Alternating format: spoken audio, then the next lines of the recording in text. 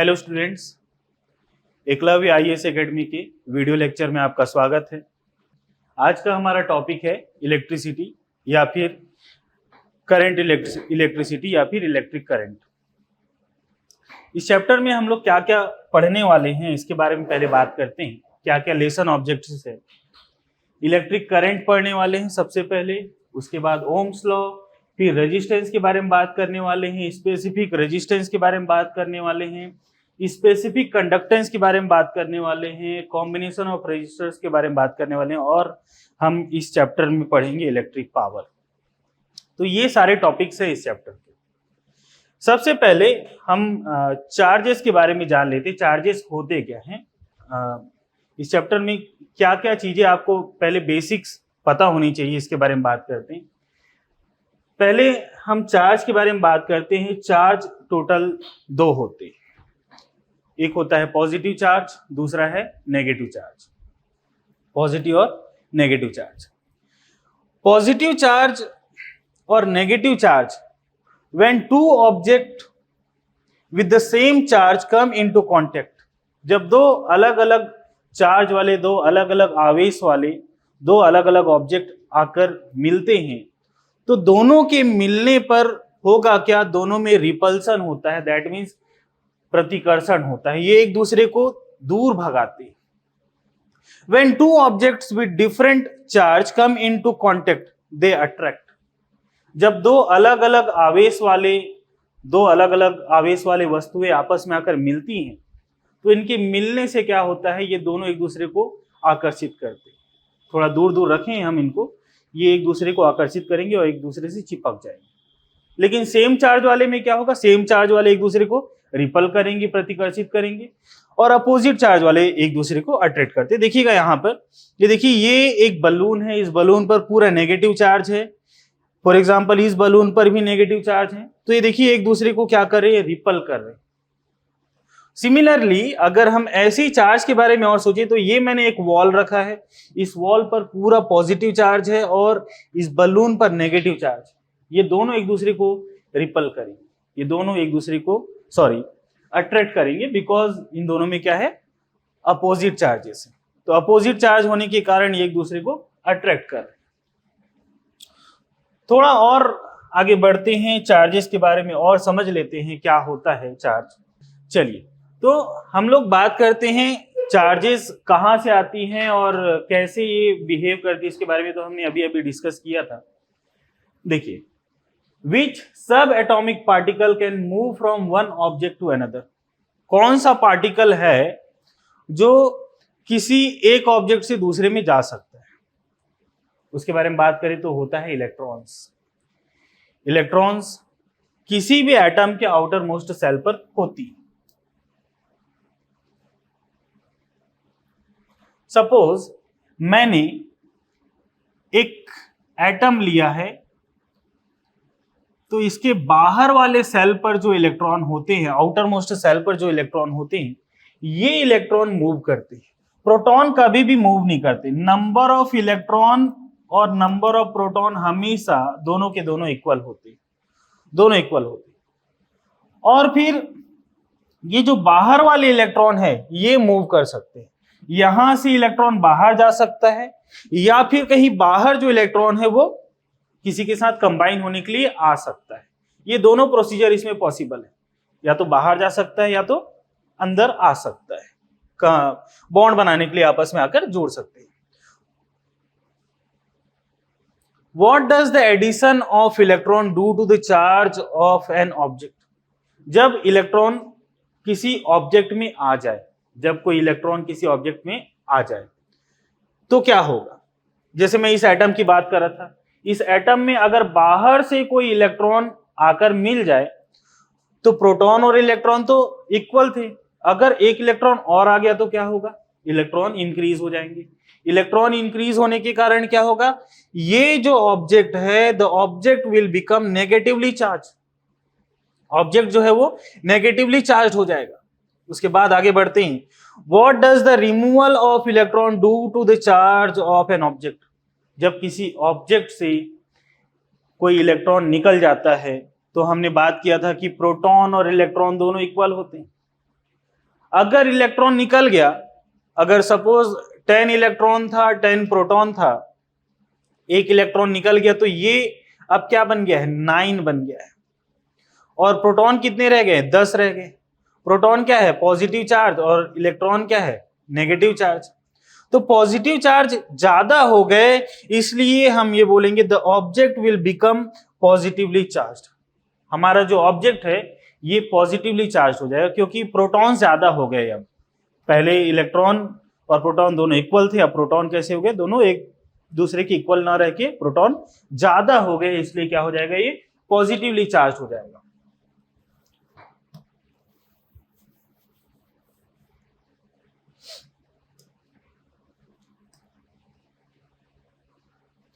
चलिए आगे बढ़ते हैं।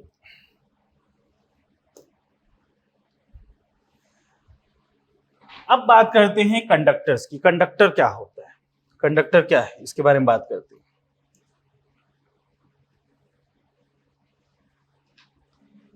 सपोज मैं एक लोहे का रॉड ले लेता हूं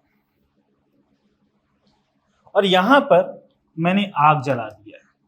सपोज मैंने यहां पर आग जला दिया है, तो इस लोहे के रॉड की इस एंड पर जब मैं आग जला दूंगा तो क्या होगा कि धीरे धीरे ये वाला पोर्शन भी गर्म हो जाएगा, इधर का पोर्शन भी गर्म हो गया। तो हम क्या बोलेंगे कि क्या है, गुड कंडक्टर ऑफ हीट है। सेम ऐसे ही अगर मैं इस पोर्शन को पॉजिटिव चार्ज दे देता हूं और ये पोर्शन भी चार्ज हो जाए, तो हम बोलेंगे कि ये क्या है, गुड कंडक्टर ऑफ इलेक्ट्रिसिटी।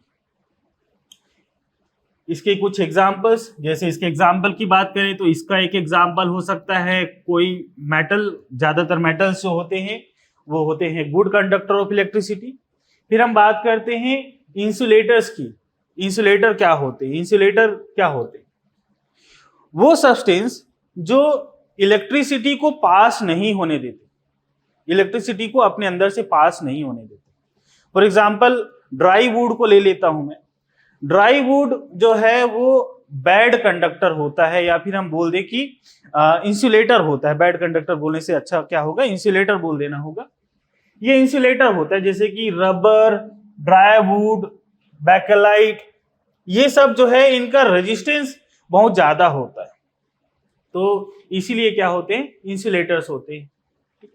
तो यहां तक आप लोग को क्लियर हो गया होगा कि कंडक्टर क्या है, इंसुलेटर क्या होता है। ऐसे ही एक और होता है सेमीकंडक्टर। सेमीकंडक्टर के बारे में थोड़ा सा बात कर लेते हैं। सेमीकंडक्टर क्या होता है, सेमी मीन्स आधा, आधा, हाफ।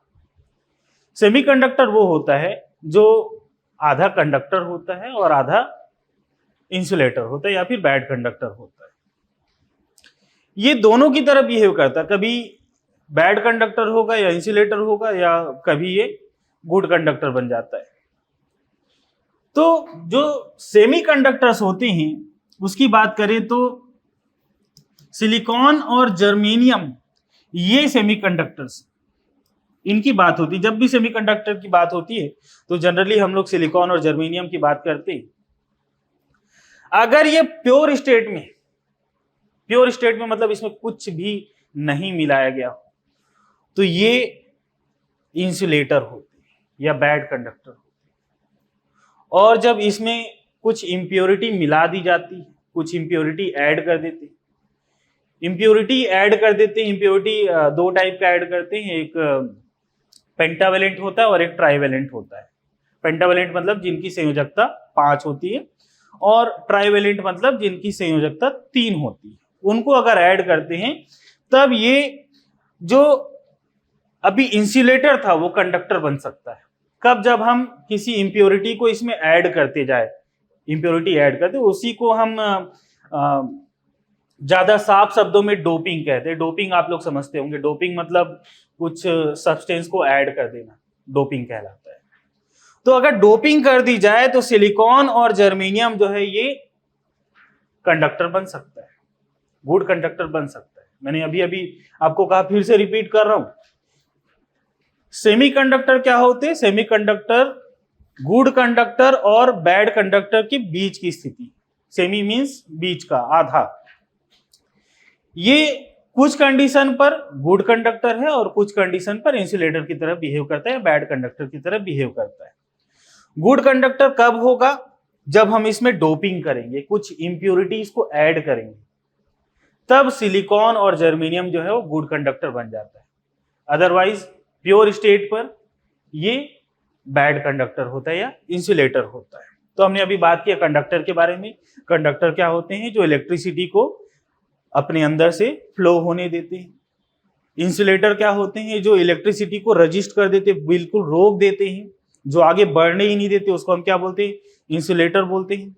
और सेमीकंडक्टर क्या होते हैं? सेमीकंडक्टर वो होते हैं जो कभी गुड कंडक्टर होते हैं, कभी बैड कंडक्टर होते हैं। अगर उसमें इंप्योरिटी ऐड की जाए तो वो गुड कंडक्टर है, और अगर उसमें कोई इंप्योरिटी ऐड नहीं की जाए, प्योर स्टेट में रहे, तो वो बैड कंडक्टर या इंसुलेटर। चलिए, तो हमने चार्जेस के बारे में बात कर लिया। अब चार्जेस के बारे में जानने के बाद, चार्जेस के बारे में अगर हम जान गए हैं तो थोड़ा और आगे बढ़ते हैं।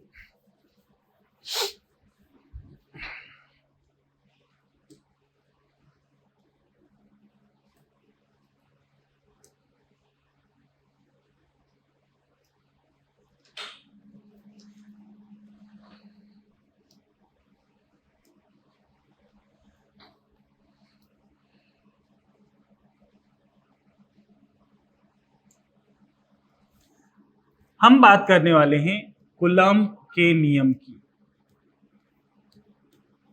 कूलम्ब का नियम, कूलम्ब्स लॉ।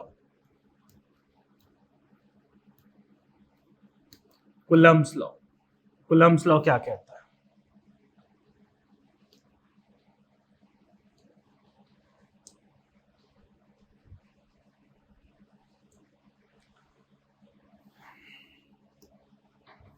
कूलम्ब्स लॉ ये कहता है कि अगर हमारे पास दो चार्ज है, सपोज इस चार्ज का नेम है Q1 और इस चार्ज का नेम है Q2। Q1 और Q2 दो अलग अलग चार्ज। ये इन दोनों के बीच का जो सेपरेशन है वो d डिस्टेंस पर, इन दोनों के बीच का जो डिस्टेंस है वो d। तो कूलम्ब्स लॉ ये कहता है कि F is directly proportional to Q1 into Q2 and F is directly proportional to 1 upon d square। ये फॉर्मूला है। इसी फॉर्मूला को आपको डेफिनेशन के फॉर्म पर लिख देना है। कैसे लिख सकते हैं? अकॉर्डिंग टू कूलम्ब्स लॉ, ये देखिए यहां पर फोर्स लगा हुआ है। According to Coulomb's law, force of attraction और रिपल्सन, अट्रैक्शन भी हो सकता है, रिपल्सन भी हो सकता है। मैंने चार्जेस के बारे में अभी बताया था कि अगर वो सिमिलर चार्ज हुए तो रिपल्सन होगा, अपोजिट चार्ज हुए, डिफरेंट चार्जेस हुए तो क्या होगा? अट्रैक्शन होगा। तो इसी के बारे में हम बात कर रहे हैं। द फोर्स ऑफ अट्रैक्शन और repulsion between two charges is directly proportional to the product of the charges and it is inversely proportional to the square of distance between them. इन दोनों के बीच की दूरी के वर्ग के व्युत्क्रमानुपाती होता है, और दोनों के दोनों आवेशों के गुणनफल के अनुक्रमानुपाती होता है। किन्हीं दो आवेशों के बीच लगने वाला आकर्षण या प्रतिकर्षण बल जो है वो इन दोनों आवेशों के गुणनफल के अनुक्रमानुपाती होता है, और आकर्षण और प्रतिकर्षण बल जो है उन दोनों के बीच की दूरी के वर्ग के व्युत्क्रमानुपाती होता है। ऐसे हिंदी में डेफिनेशन लिख सकते हैं। देखिए मैंने क्या किया, आपको सिर्फ ये दो फॉर्मूला लिख दिया है। इन्हीं दोनों फॉर्मूला को मैंने आपको सेंटेंस बना के बता दिया है। कुछ खास नहीं किया, कुछ भी खास नहीं, बस ये दो फॉर्मूला याद रखना है आपको।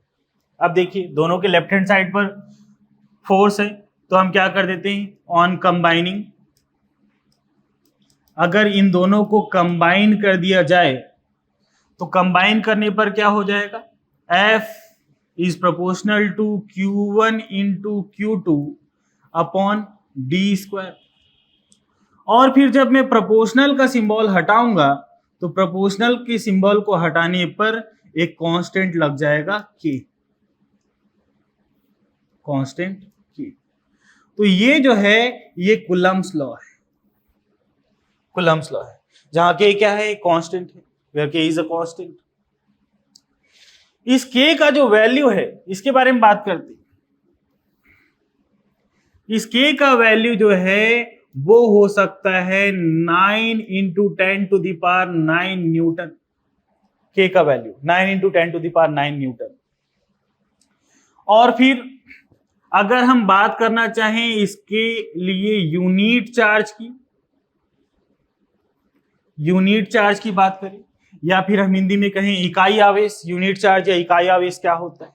देखिएगा, आवेश या चार्ज को हमको लेके आना है 1। ये 1 कब हो सकता है, when Q1 is equals to Q2 is equals to Q।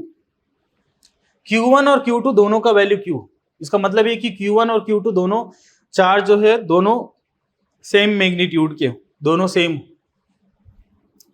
और जो डिस्टेंस है ये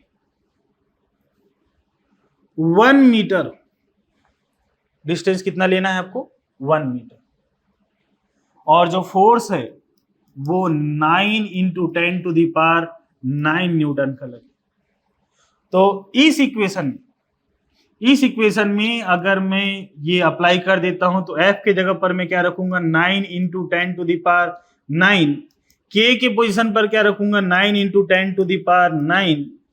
Q1 और Q2 दोनों को मैं Q लिख सकता हूं अपॉन D के जगह पर 1, तो ये दोनों हो गया कैंसल आउट, तो ये कुछ ऐसा हो जाएगा Q square is equal to 1 और Q इज इक्वल टू ±1।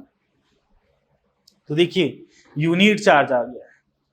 तो यूनिट चार्ज क्या होगा, यूनिट चार्ज क्या होगा, अगर उसको आप डिफाइन करना चाहते हैं तो हम क्या लिख सकते हैं,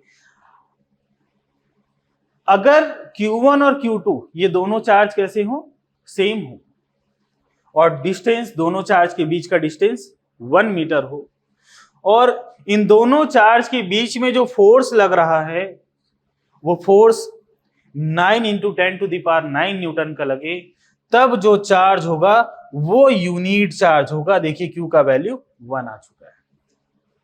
तो ये था हमारा कूलम्ब्स लॉ। कूलम्ब्स लॉ अलग अलग जगह पर बहुत सारा अलग अलग यूज होता है। आप ग्रेविटेशन के लिए यूज कर सकते हैं, जब आप मैग्नेट के बारे में बात करते हैं तब भी यूज कर सकते हैं, और बहुत सारी जगह पर बहुत अलग अलग टर्म्स पर ये यूज होता है। तो कूलम्ब्स लॉ आप लोगों को क्लियर हो गया होगा, आई होप आप लोग को क्लियर हो गया। आगे बढ़ते हैं।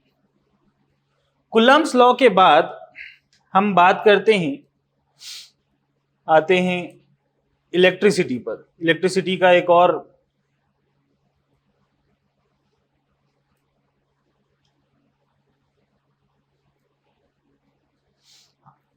कंडक्टर वगैरह के बारे में बात किया था हमने। कंडक्टर के बारे में बात करने के बाद अब हम बात करते हैं इलेक्ट्रिक करंट की। इलेक्ट्रिक करंट क्या होता है? Electric current means flow of charge. Flow of charge, ये देखिएगा, suppose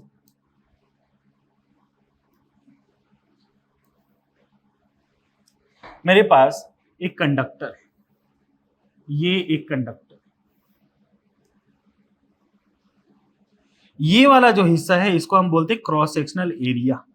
cross sectional area, suppose यहां से चार्जेस इस डायरेक्शन पर फ्लो हो रहे हैं, मान लेते हैं यहां पर चार्ज इलेक्ट्रॉन इस तरफ फ्लो हो रहा है, तो इलेक्ट्रॉन अगर इस डायरेक्शन पर फ्लो हो रहा है तो करंट इस डायरेक्शन पर फ्लो होगा।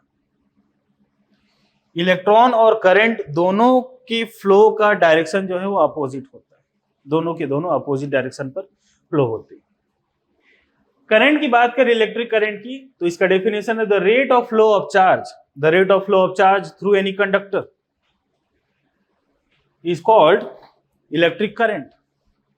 रेट बोल देने से नीचे क्या आ जाता है, टाइम आ जाता है। देखिए current I is equal to charge upon time. इसका जो यूनिट होता है वो होता है कूलम्ब पर सेकेंड। चार्ज का कूलम्ब, टाइम का सेकेंड, कूलम्ब पर सेकेंड। और इसी का जो एसआई यूनिट है ये होता है एम्पियर।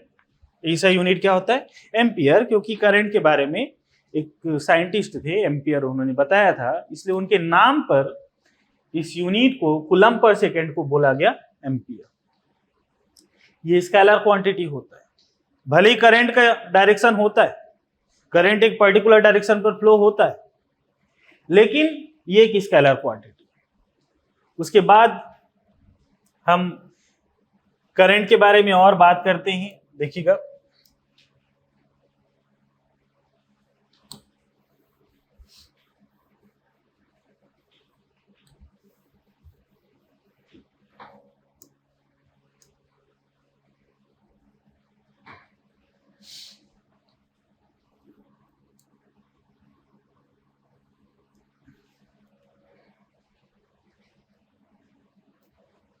करंट के बारे में बात करते हैं। देखिए, सबसे पहले मैंने आपको बताया था करंट क्या होता है। Current I is equal to charge flown upon time taken.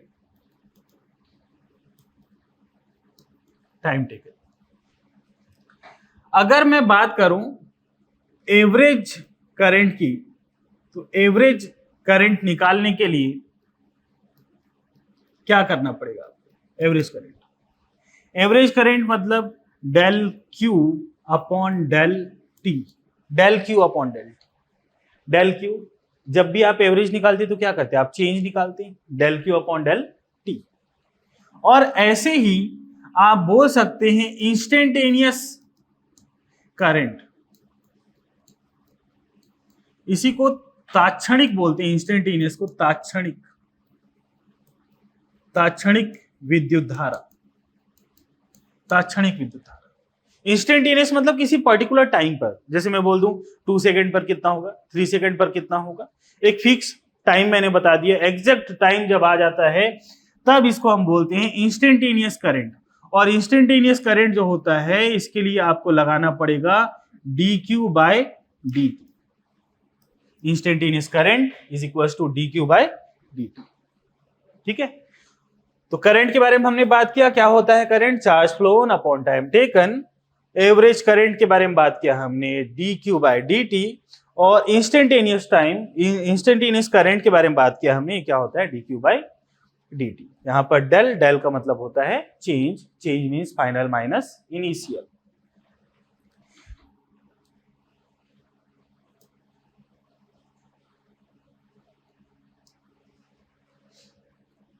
Electric current के बाद चलिए इस पर एक क्वेश्चन सॉल्व करते हैं। देखिए, क्वेश्चन कुछ ऐसा है, किसी विद्युत बल्ब के तंतु में 5 एम्पियर की धारा प्रवाहित की जाती है, तो इस विद्युत परिपथ में 2 मिनट में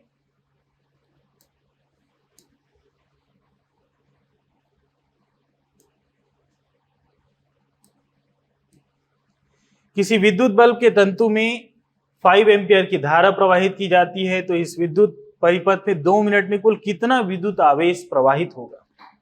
जब भी आप कोई न्यूमेरिकल बनाते हैं तो आपको सबसे पहले गिवन लिख लेना चाहिए। क्या क्या गिवन है?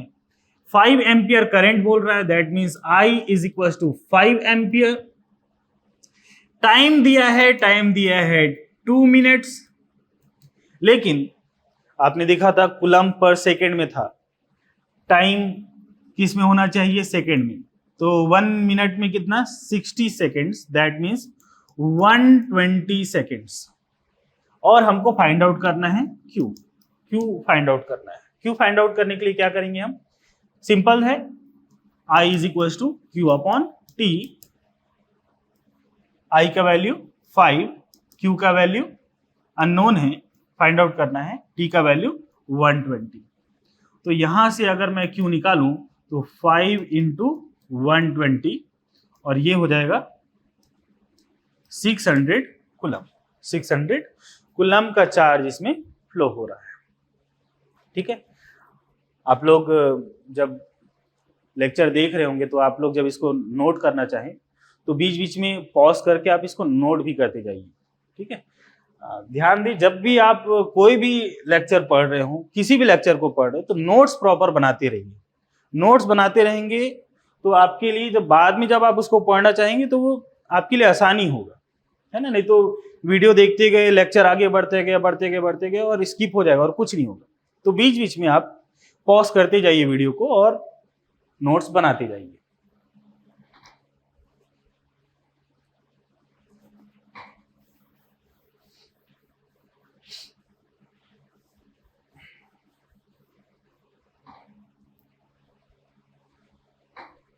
चलिए नेक्स्ट स्लाइड पर आते हैं। ओम्स लॉ की बात कर रहे हैं। ओम्स लॉ क्या होता है? Ohm's law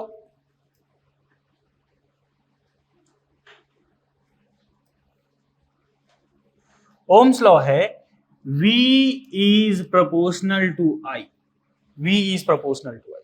Ohm's law V is proportional to I। Ohm's law क्या कहता है कि अगर जो फिजिकल क्वांटिटीज है वो सेम रहे, ये फिजिकल क्वांटिटीज रिमेन्स सेम, अगर जो फिजिकल क्वांटिटीज उनमें कोई चेंज ना आए, जैसे टेम्परेचर, प्रेशर और भी बहुत सारे स्ट्रेस, स्ट्रेन, ये सब अगर चेंज ना आए, देखिए, if the physical conditions of a conductor such as the temperature, mechanical strain, dimensions remains unchanged, अगर ये चेंज ना हो, then the current flowing through the conductor is directly proportional। current flowing through the conductor is directly proportional to the potential difference applied across the ends of conductor।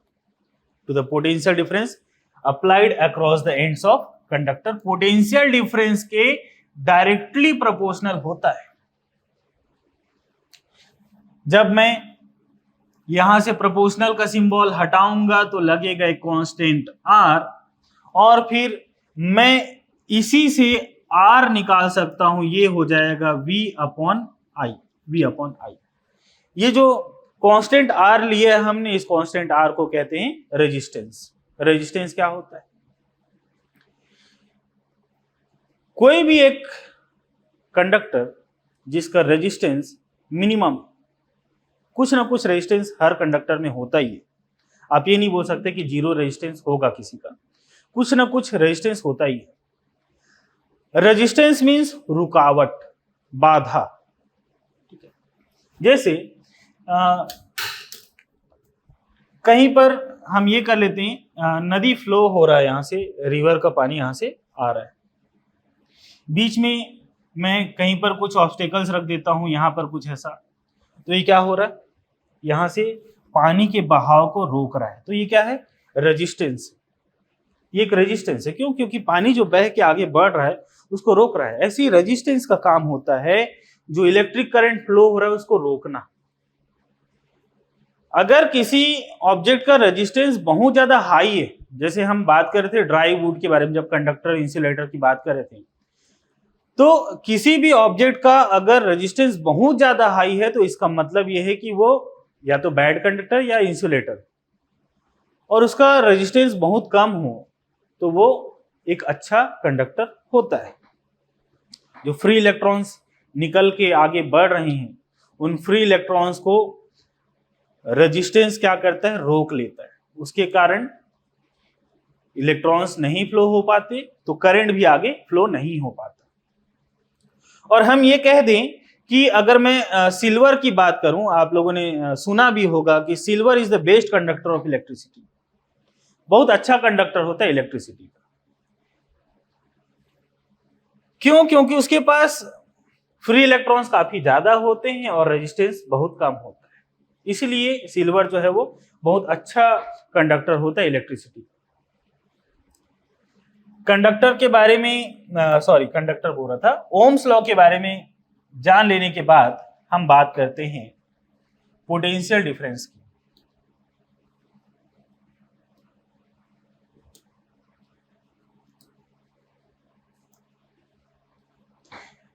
Potential difference क्या होता है? देखिए, potential difference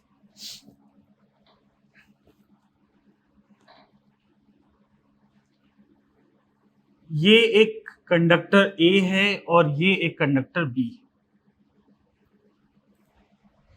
potential difference के बारे में कुछ ऐसे जानिए कि हमारे पास ये एक कंडक्टर ए है और ये एक कंडक्टर बी है।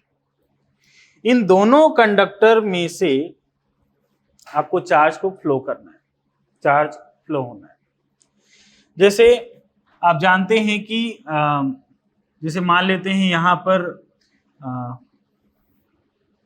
यहां पर कोई हॉटर ऑब्जेक्ट है और यहां पर कोई कोल्ड ऑब्जेक्ट।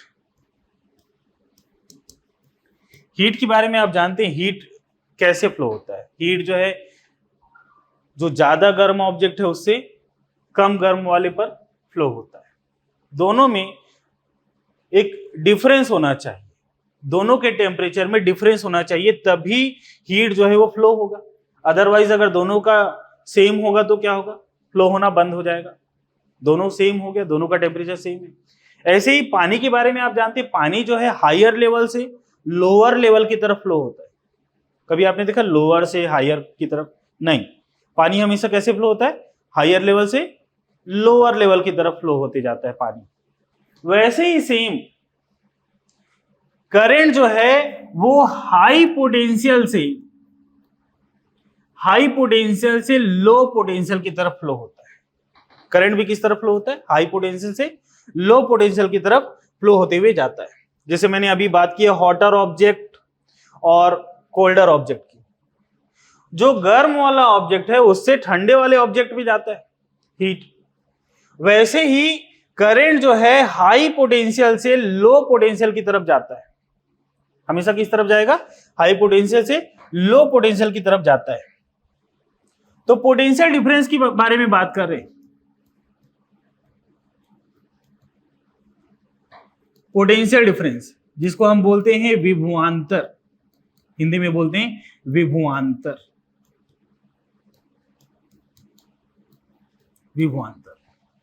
विभवांतर या पोटेंशियल डिफरेंस का जो डेफिनेशन है वो कुछ ऐसा है कि the work done on bringing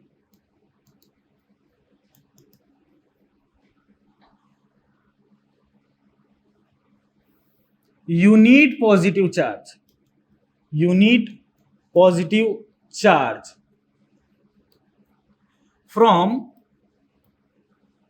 infinity to a point, infinity से, अनंत से किसी चार्ज को, यूनिट पॉजिटिव चार्ज को लेके आना है, और उसको लेके आने के लिए जो हमको वर्क करना पड़ता है उसी को हम क्या बोलते हैं, पोटेंशियल डिफरेंस बोलते हैं। इंफिनिटी से, सपोज ये एक कंडक्टर है ए और यहां पर है बी। बी से ए में लेके जाना है चार्ज को हम क्या करें, बी से ए में लेके जा रहे हैं।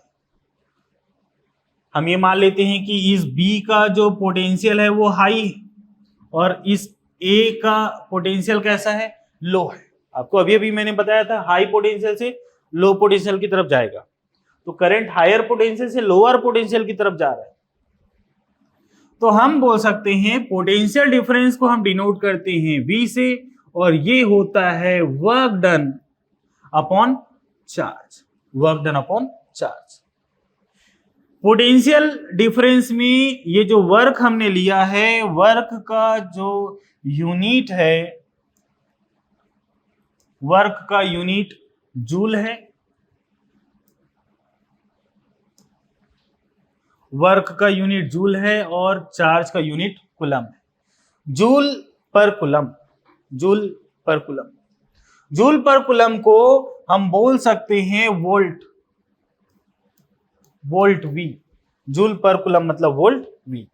मतलब पोटेंशियल डिफरेंस के बारे में क्या बात किया हमने, पोटेंशियल डिफरेंस क्या होता है, the work done on bringing a unit positive charge from infinity to a point.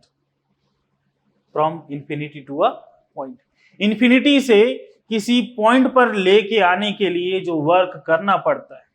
अब ये वर्क कैसे होता है, चार्ज को वर्क कराने के लिए हमको कुछ एक्सटर्नल फोर्स की जरूरत हो, कुछ अलग से एक फोर्स लगाना पड़ेगा। जैसे कहीं पर हम बोल दें कि छत में कोई एक टंकी रखी हुई है उसमें पानी को लेके जाना है। पाइप हमने यहाँ से लगा दिया। अब पानी को लेके जाने के लिए क्या करना पड़ेगा, हम नीचे क्या करते हैं, एक पंप लगाते हैं।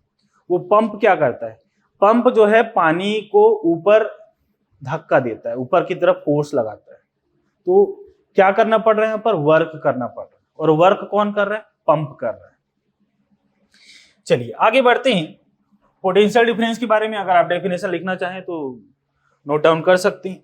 अच्छा, एक और चीज देखिएगा, जब हम बात कर रहे थे इन्फिनिटी से लाने की, तो पोटेंशियल डिफरेंस को हम लिखेंगे फाइनल क्या है यहां पर, B, VB minus VA, VB minus VA. जब आप पोटेंशियल डिफरेंस लिख रहे हैं तो क्या लिखेंगे, वीबी माइनस वीई, और ये होगा वर्क डन कहां से कहां तक, बी से ए तक लाने में, अपॉन चार्ज। अब जब आप इसी को इंफिनिटी से, ये देखिएगा यहां पर एक पॉइंट है और यहां से यहां पर इंफिनिटी से आप किसी पॉइंट ए पर लेके आ रहे हैं, तो क्या हो जाएगा, हायर पोटेंशियल से इंफिनिटी से आप कहां पर लेके जा रहे हैं, पॉइंट ए पर। तो V A minus V infinite is equal to W A infinity upon charge लिख दिया हमने, ठीक है, ये कुछ ऐसा लिख दिया। और इंफिनिटी पर हम बात करें तो पोटेंशियल कितना होता है, 0 होता है। तो यहां पर ये कुछ ऐसा हो जाएगा, V A minus 0 is equal to W A infinity Q, और ये फाइनली हम बोल सकते हैं V A is equal to W upon charge. W को ऐसा आप पूरा लिख सकते हैं।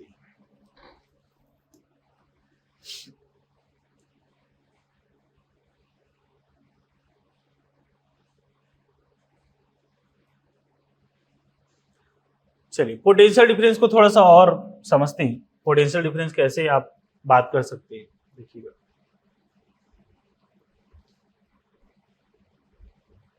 देखिए,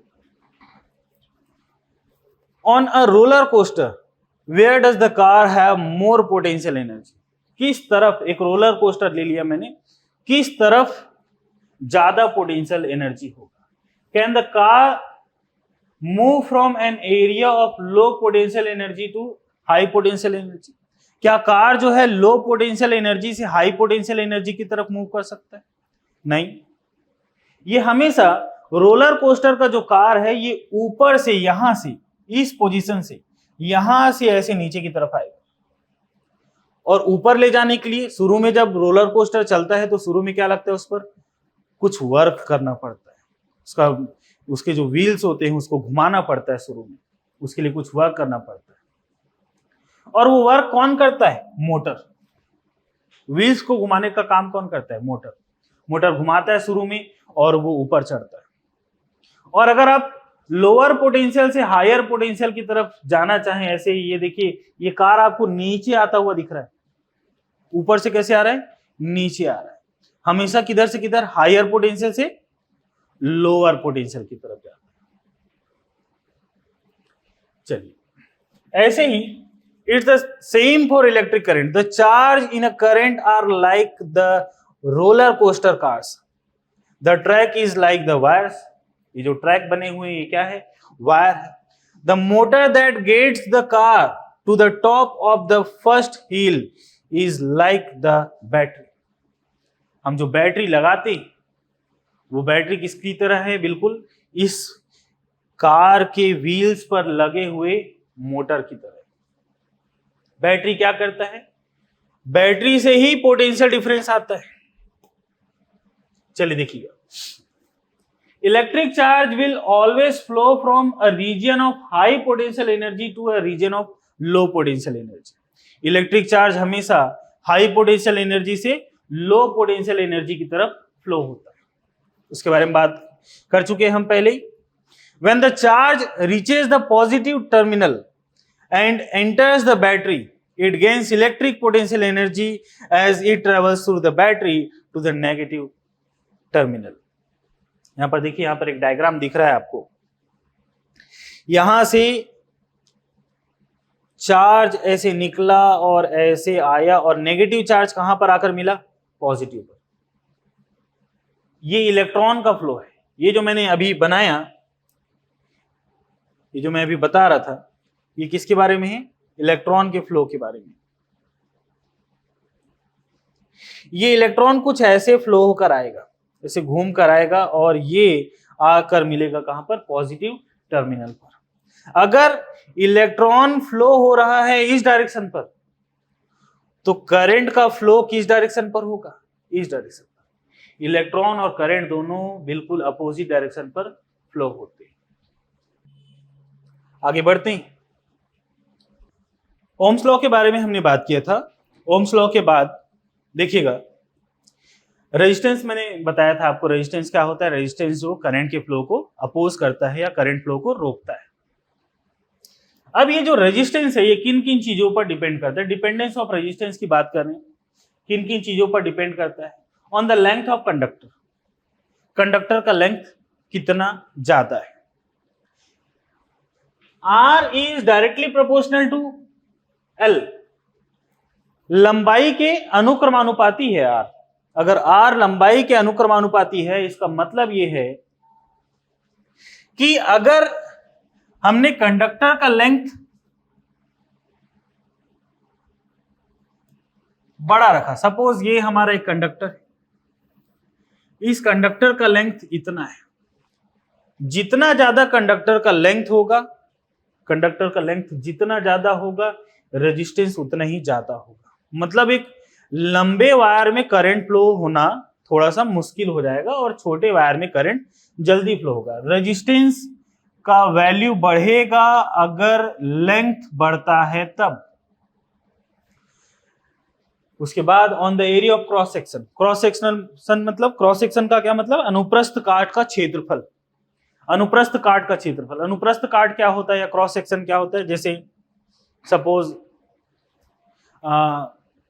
ककड़ी या लौकी जैसी चीजों को अगर मैं यहां से ऐसे काट दूं, तो जो हिस्सा दिखेगा यहां पर, इसी को हम क्या बोलते हैं? क्रॉस सेक्शन बोलते हैं। क्रॉस सेक्शन मतलब जैसे किसी चीज को, जैसे एक ये है, ये मार्कर का ये वाला पोर्शन जो आपको दिख रहा है, ये वाला पोर्शन, ये पोर्शन इसका क्रॉस सेक्शन। इसका मतलब क्या है? क्रॉस सेक्शन से क्या मतलब है? रेजिस्टेंस जो है इस पतले वायर में, अगर ये एरिया जो है ये बढ़ता है तो रेजिस्टेंस क्या होगा? कम होगा। एरिया अगर बढ़ता है तो रेजिस्टेंस क्या होगा? कम होगा। और अगर एरिया कम होता है तो रेजिस्टेंस बढ़ेगा। इसका मतलब क्या हो रहा है? दो वायर ले लिया मैंने, एक पतला लिया है और एक मोटा लिया है। दो अलग अलग वायर है, एक पतला है, इसका क्रॉस सेक्शनल एरिया कम है और इसका क्रॉस सेक्शनल एरिया ज्यादा है। अगर एरिया बढ़ता है तो रेजिस्टेंस कम होता है। मतलब यह है कि वायर अगर मोटा होता है, वायर मोटा होता है तो रेजिस्टेंस कम है। मतलब इस मोटे वायर में से करंट का फ्लो होना ज्यादा आसान है मोटे वायर के थ्रू।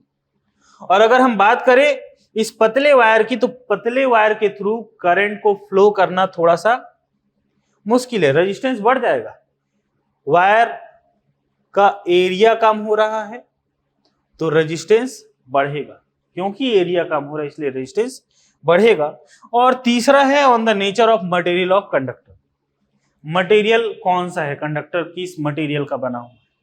मतलब वो कंडक्टर लोहे का बना हुआ है या सिल्वर का बना हुआ है या किससे बना हुआ है?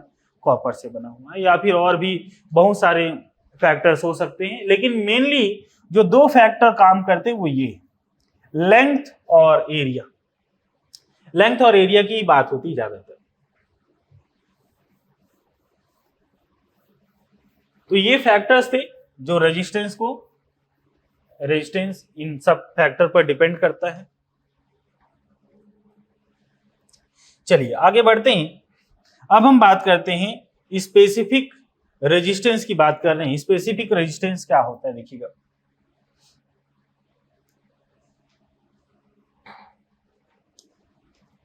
स्पेसिफिक रेजिस्टेंस,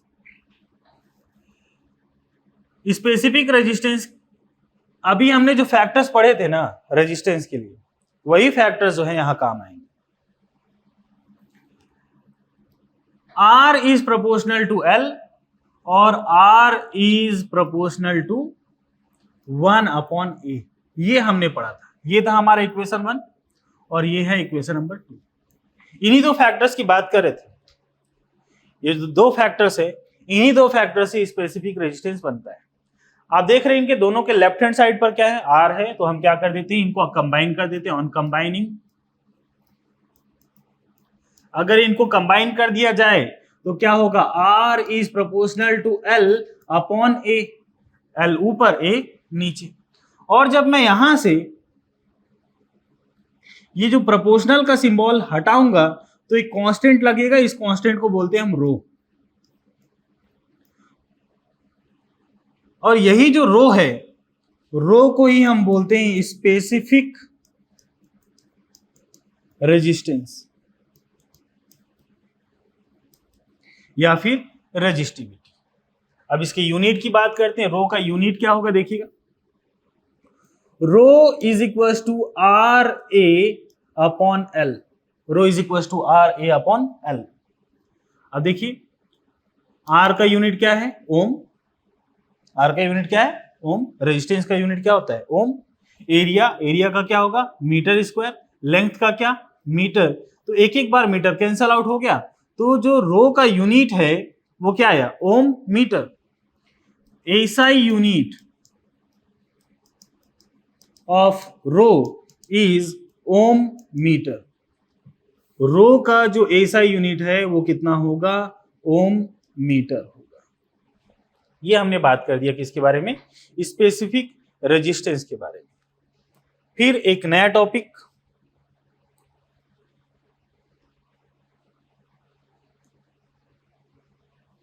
स्पेसिफिक रेजिस्टेंस के बारे में बात करने के बाद हम आते हैं स्पेसिफिक कंडक्टेंस के बारे में। स्पेसिफिक कंडक्टेंस बहुत आसान है।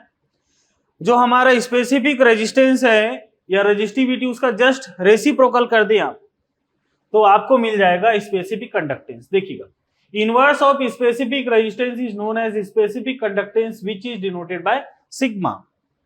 Specific conductance is equal to 1 upon specific resistance.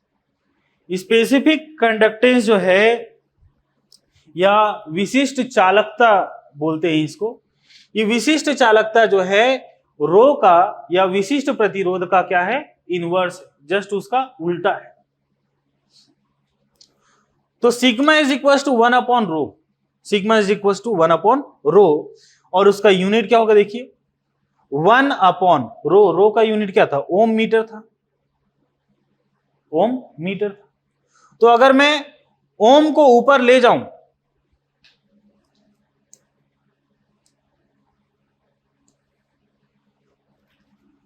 Sigma is equal to 1 upon rho है मेरे पास, और रो का जो यूनिट है वो है ओम मीटर। इस ओम को अगर मैं ऊपर ले जाता हूं तो ये हो जाता है महो मीटर इनवर्स। ओम का उल्टा कर दिए इसको, एम को, एच को और ओ को क्या कर दिए हम, उल्टा कर दिए, तो ये क्या हो जाएगा, महो मीटर इनवर्स, ऐसा कुछ हो जाता है। ठीक है, तो ये हम आसान शब्दों में इसको ऐसा भी बोल सकते हैं, आप ऐसा भी लिख सकते हैं इसको, ओम इनवर्स और मीटर इनवर्स। या फिर मैंने बताया आपको इसको उल्टा कर दिए तो क्या हो जाता है, ओम का महो हो जाता है। ठीक है, तो ये हमने बात कर लिया स्पेसिफिक कंडक्टेंस के बारे में, विशिष्ट चालकता के बारे में बात किया हमने। नेक्स्ट,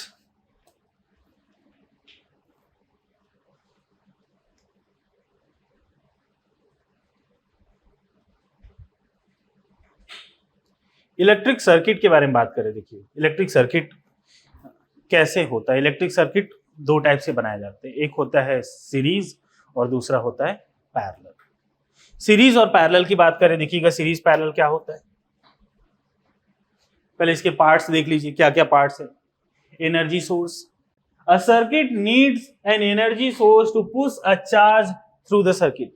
मैं पोटेंशियल डिफरेंस के समय बात कर रहा था मैं कि चार्ज को पुश करना पड़ता है, और पुश करने के लिए, जैसे पानी को पुश करने के लिए क्या चाहिए होता है, मोटर चाहिए होता है, वैसे ही चार्ज को पुश करने के लिए क्या चाहिए होता है, बैटरी चाहिए होता है, जिसको हम एनर्जी सोर्स बोलेंगे। लोड, ये टर्म्स आएंगे, जैसे लोड एक टर्म आज आ गया कभी, तो लोड का क्या मतलब होता है, जो भी डिवाइस यूज हो रहा है, जैसे कि ये बैटरी है, ये क्या हुआ, एनर्जी सोर्स हुआ। जैसे कि बल्ब या कोई मोटर वगैरह कुछ लगा हुआ है, तो ये क्या हुआ, लोड है। कोई भी डिवाइस जो इलेक्ट्रिक सर्किट के बीच में लगा हुआ है वो क्या है, लोड। कंडक्टर की बात करें, या conductor is a material that allows electric energy to flow through it easily. Conductor वो होता है जो इलेक्ट्रिक करंट को अपने में से पास होने देता है, अपने में से पास होने दे, उसको हम क्या बोलेंगे, कंडक्टर। ये देखिए वायर, वायर क्या है, कंडक्टर। रजिस्टर के बारे में तो बात किया हमने। स्विच, स्विच के बारे में बात करते हैं। स्विच क्या होता है, a switch is a device that is used to control the flow of current through a circuit. Switch क्या होता है, switch button, on off on off on off. ये क्या काम करता है, करंट फ्लो को कंट्रोल करने का। हम चाहें अगर करंट फ्लो होने देना चाहें तो स्विच ऑन करें, करंट फ्लो नहीं होने देना चाहें तो स्विच ऑफ कर दें, सिंपल।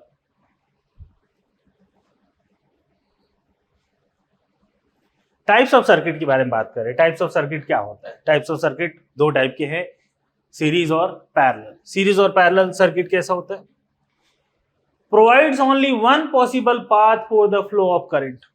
ये करंट को फ्लो होने के लिए सिर्फ एक ही पाथ देता है। इसमें जितने ज्यादा लोड हम लगा दें या जितने ज्यादा रजिस्टर्स हम लगा दें, वो सब एक ही वायर से होगा। देखिएगा यहां पर, देखिए ये पॉजिटिव टर्मिनल और ये नेगेटिव टर्मिनल। पॉजिटिव टर्मिनल से यहां से करंट फ्लो होके जा रहा है, यहां एक बल्ब जल रहा है, फिर ये दूसरा बल्ब ग्लो होने के लिए हमने इसी में से वायर को निकालकर इसमें जोड़ दिया। इसका फर्स्ट एंड और सेकंड एंड, फिर इसका फर्स्ट एंड सेकंड एंड, ऐसे ये सब एक दूसरे से कनेक्टेड होते हैं। अपने शादी ब्याह में घरों में जो झालर लाइट लगाते हैं, या गणपति पंडाल पर, दुर्गा माता के पंडाल पर, यहाँ पर जो भी झालर लाइट आप देखते होंगे, उनका कनेक्शन कुछ ऐसे ही होता है। एक टर्मिनल पॉजिटिव से जुड़ा होगा और उसका लास्ट वाला टर्मिनल किससे जुड़ा होता है, नेगेटिव से जुड़ा होता है। अगर बीच का कोई एक बल्ब खराब हो जाता है तो फिर पूरा का पूरा बंद, एक ही बार में खत्म, सब खत्म। क्यों होता है ऐसा, क्योंकि यहां से सपोज ये बल्ब अगर खराब हो गया तो ये सर्किट यहां से ब्रेक हो जाता है। ये बल्ब अगर खराब हुआ तो ये सर्किट यहां से ब्रेक हो गया।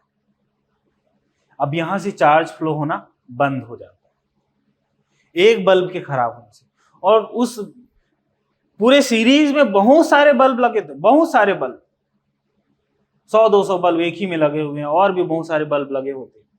तो एक सर्किट एक बल्ब के खराब होने से ये पूरा खराब हो जाता है। फिर आपने देखा होगा एक इलेक्ट्रीशियन आता है, एक लड़का उसमें चढ़ा रहता है, बार बार बल्ब को खोल खोल के चेक करते रहते हैं, चेक करते रहते हैं।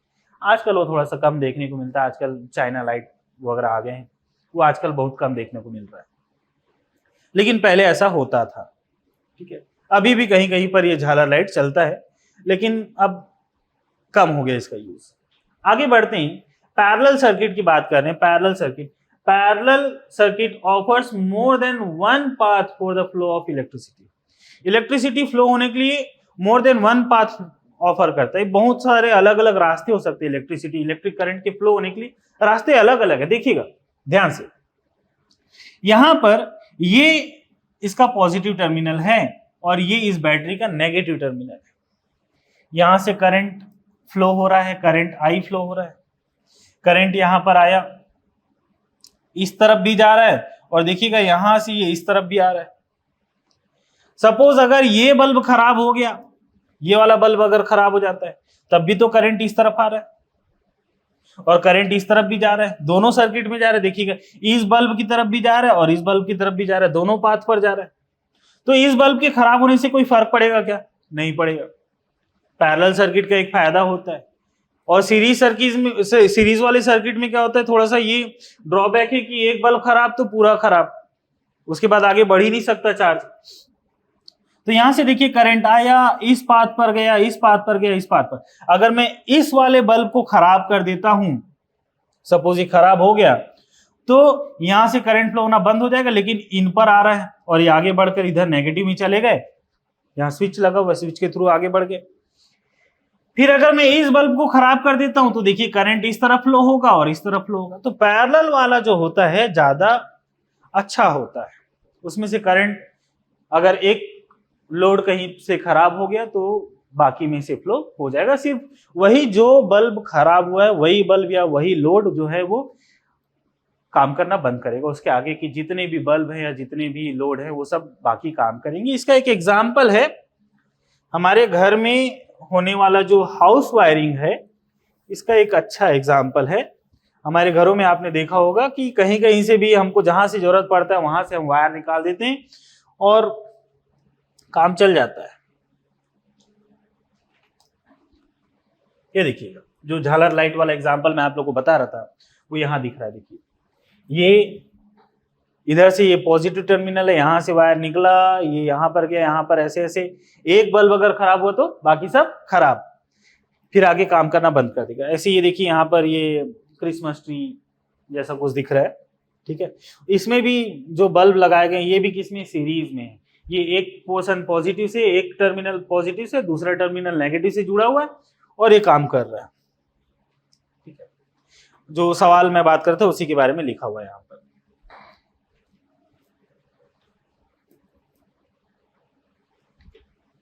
चलिए अब सीरीज और पैरेलल को हम कैसे सॉल्व करेंगे देखिएगा।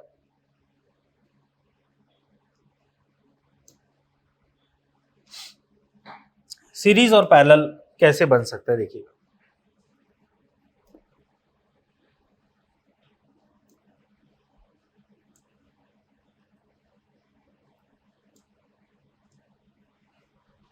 देखिए यहां पर मैंने एक रजिस्टर ले लिया, ये दूसरा रजिस्टर ले लिया और ये तीसरा रजिस्टर, ये तीन अलग अलग रजिस्टर। यहां पर मैंने एक बैटरी लगा दिया, यहां पर एक स्विच लगा देता हूं।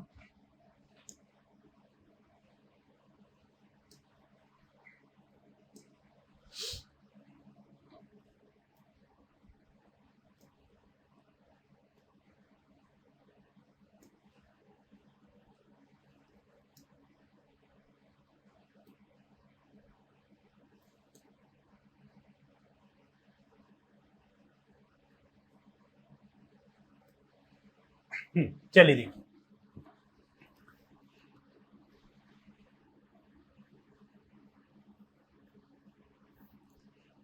यहां पर एक बैटरी लगा देते हैं, यहां पर एक स्विच, और ये इस सीरीज में मैंने तीन अलग अलग रजिस्टर्स लगा रखे हैं। सपोज इस रजिस्टर का जो रेजिस्टेंस है वो R1 है, इस रजिस्टर का रेजिस्टेंस R2 है और इस रजिस्टर का रेजिस्टेंस R3 है। R1, R2, R3 इन तीनों के अलग अलग नाम हैं। आगे और ये सीरीज आगे बढ़ सकता है। यहां पर इन रजिस्टर्स का जो एंड है, इन पर यहां पर पोटेंशियल डिफरेंस V1 है। सपोज R2 पर पोटेंशियल डिफरेंस जो है वो V2 है और सपोज R3 पर जो पोटेंशियल डिफरेंस है वो V3 है। ये बैटरी का पॉजिटिव टर्मिनल, ये बैटरी का नेगेटिव टर्मिनल।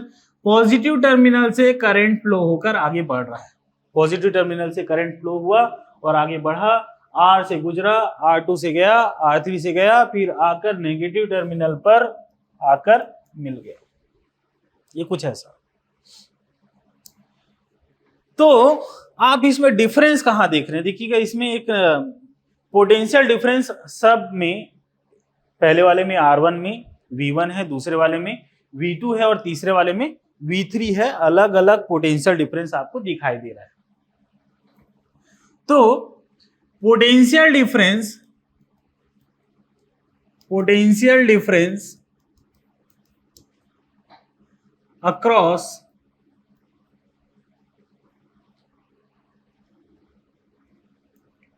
फर्स्ट रजिस्टर, जो हमारा फर्स्ट रजिस्टर है उस पर पोटेंशियल डिफरेंस कितना दिखाई दे रहा है, ये हो जाएगा R1,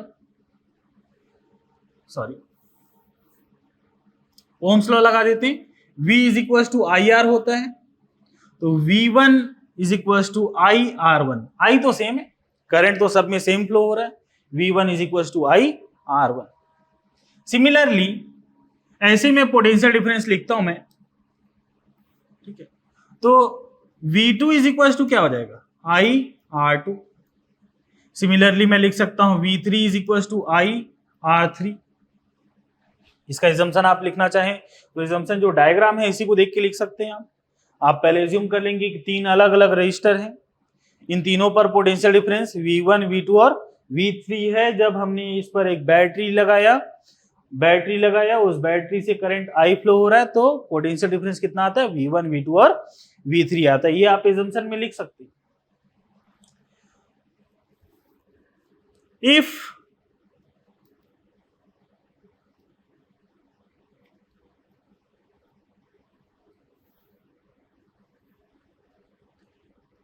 equivalent resistance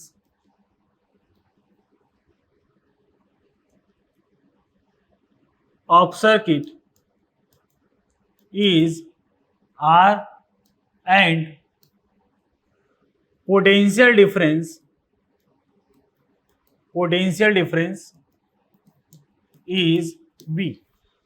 अगर इक्विवेलेंट या फिर तुल्य प्रतिरोध जो है वो R हो और पोटेंशियल डिफरेंस पूरे के पूरे सर्किट का कितना हो, V हो, तो ऐसी स्थिति में हम बोल सकते हैं कि V is equal to I R, V is equal to I R. इसको मैं इक्वेशन नंबर 1 नेम दे देता हूं, इसको इक्वेशन नंबर 2 नेम दे देते हैं, और इसको नेम दे देते हैं इक्वेशन नंबर 3, और इसको नेम दे देते हैं इक्वेशन नंबर 4। फिर नेट पोटेंशियल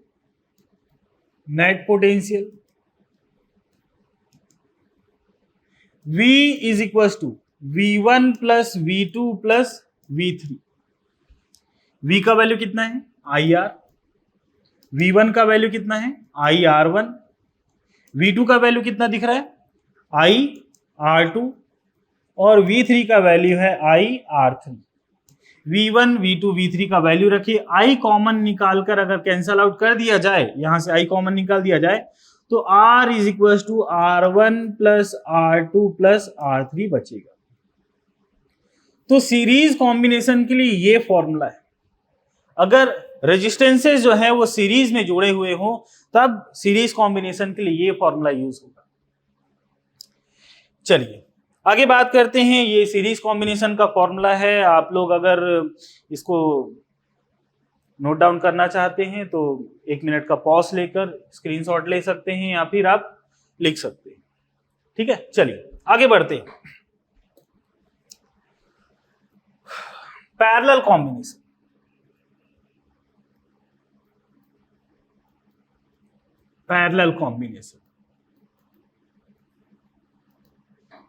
पैरेलल कॉम्बिनेशन कैसा होगा, ये देखिए 3 अलग अलग रजिस्टर्स मैंने ले लिए हैं, जिनका रेजिस्टेंस, इसका रेजिस्टेंस R1, यहां पर रेजिस्टेंस R2, और यहां पर रेजिस्टेंस जो है वो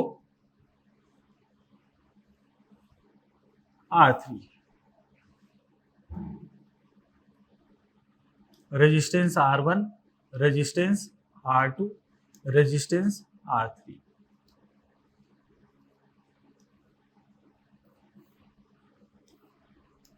ये बैटरी और स्विच, बैटरी का positive terminal, negative terminal.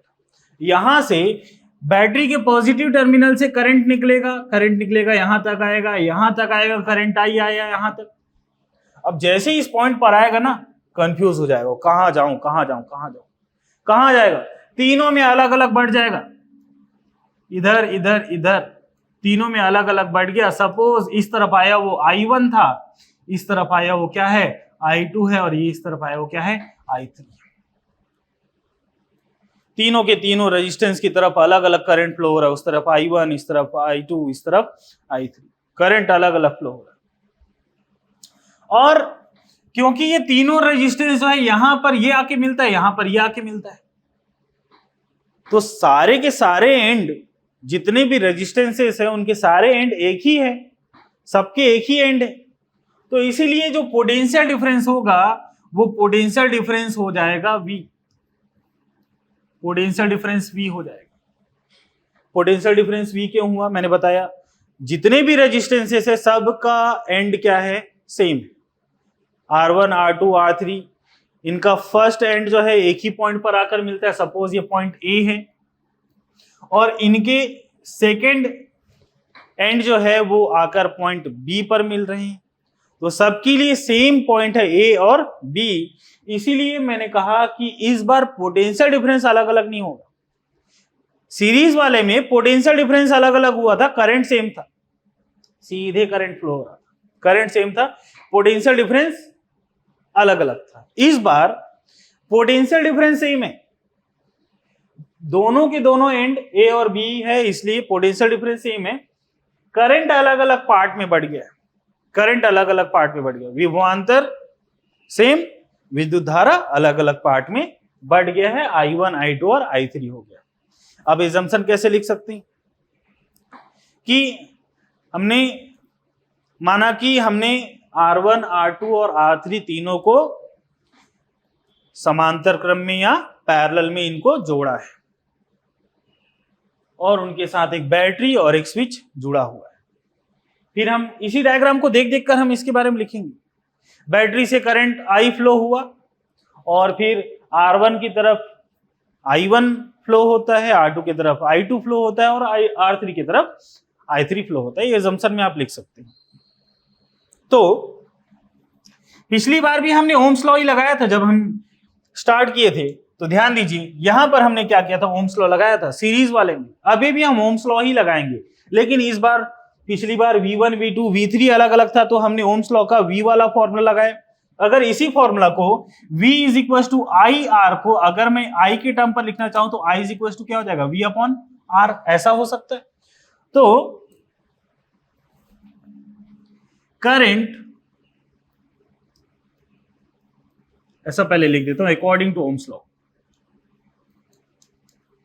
According to Ohm's law, according to Ohm's law, current flowing through first resistor,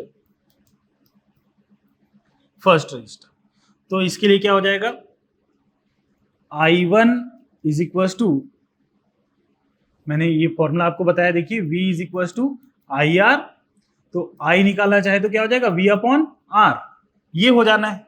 तो I इज इक्वल टू क्या लिखेंगे V अपॉन R, V तो सेम है, R अलग अलग है।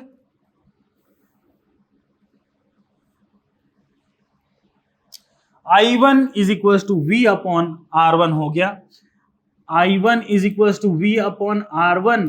सिमिलरली ऐसे ही आप फिर से लिखेंगे current flowing through second resistor, तो ये हो जाएगा I2 is equal to V upon R2, और ऐसे ही हो जाएगा I3 is equal to V upon R3। I1 equal V upon R1, I2 equal V upon R2 और I3 equal V upon R3। ये हम इसको इक्वेशन 1, इक्वेशन नंबर 2 और इक्वेशन नंबर 3 नेम दे देते हैं। 3 इक्वेशन आ गए। 3 इक्वेशन आने के बाद इफ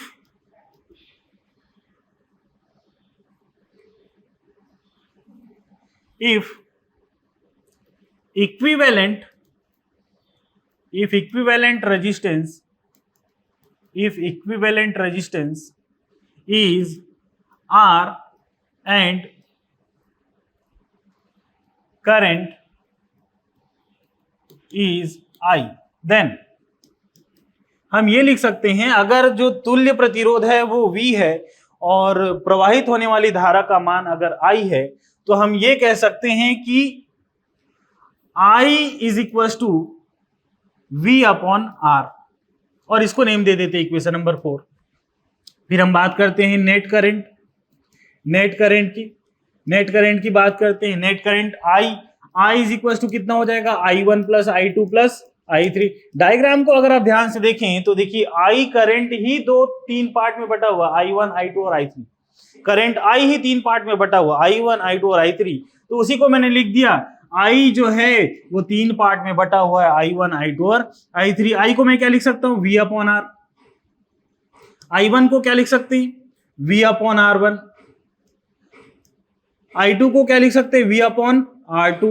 I3 को क्या लिख सकते हैं, V upon R3। V common निकाल दिए और काट दिए, तो V अगर कॉमन निकाल के कैंसल आउट करते हो तो कुछ ऐसा हो जाएगा, देखिएगा। V कॉमन निकाला 1 upon R1 plus 1 upon R2 plus 1 upon R3, ये कुछ ऐसा। V और V कैंसल आउट, तो यहां पर बचा 1 upon R equal 1 upon R1 plus 1 upon R2 plus 1 upon R3 and so on, जितने और रेजिस्टेंसेस जुड़े हों।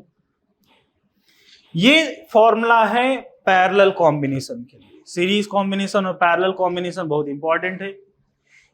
इसका डेरिवेशन भी एग्जाम में आया हुआ है, और इसके डेरिवेशन के बाद इसका न्यूमेरिकल बहुत ज़्यादा इंपॉर्टेंट है। लास्ट ईयर इसका न्यूमेरिकल आया हुआ है, ठीक है।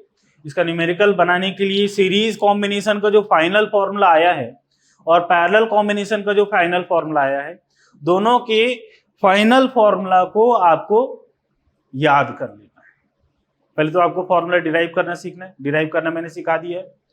फिर दोनों का जो फाइनल फॉर्मूला आ रहा है उसको आप अच्छे से याद करें, क्योंकि वो दोनों फॉर्मूला जो हैं आगे आपको क्वेश्चन सॉल्व करने में मदद करेंगे, ठीक है। तो सीरीज और पैरेलल कॉम्बिनेशन के डेरिवेशन के बाद अब आते हैं, चलिए न्यूमेरिकल्स देखते हैं सीरीज और पैरेलल के। सीरीज और पैरेलल में न्यूमेरिकल्स बनाने के लिए आपको क्या ध्यान रखना है वो मैं आपको पहले बता देता हूं।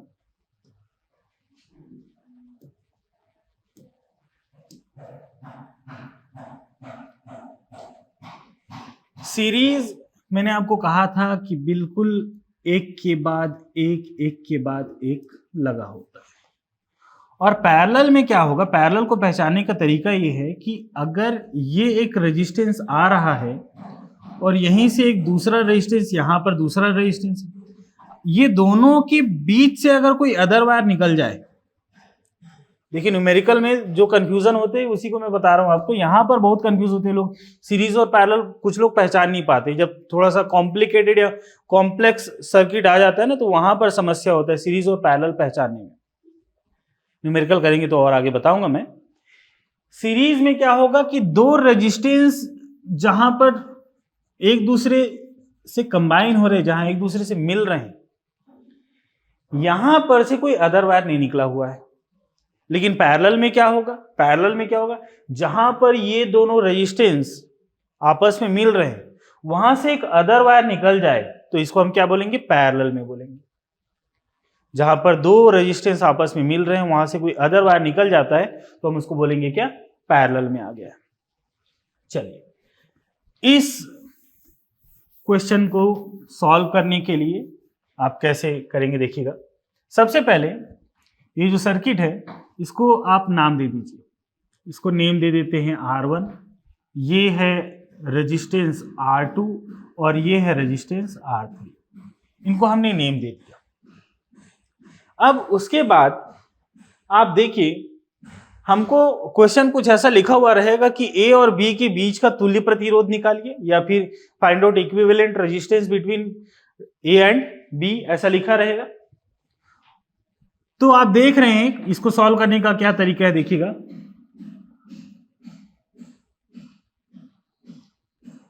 Since R2 and R3 are in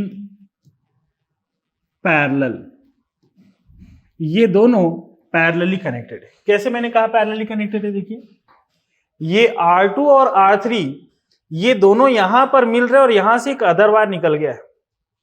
क्योंकि एक अदर वायर निकला हुआ है तो मैं कह दिया कि ये क्या है, पैरेलल। अभी मैंने बताया था कि दो रेजिस्टेंस जहां पर जुड़े वहां से अगर कोई अदर वायर निकल जाए तो क्या है, वो पैरेलल है। तो मैंने कह दिया कि R2 और R3 कैसा है, पैरेलल है। पैरेलल होने पर क्या होता है, 1/R is equal to 1/R2 plus 1/R3। मैंने कहा था आपको फॉर्मूला याद रखें पैरेलल और सीरीज का। सपोज मैंने R डैश नेम दिया तो 1/R dash is equal to 1/R2 का वैल्यू कितना है 10, R3 का वैल्यू कितना है 15।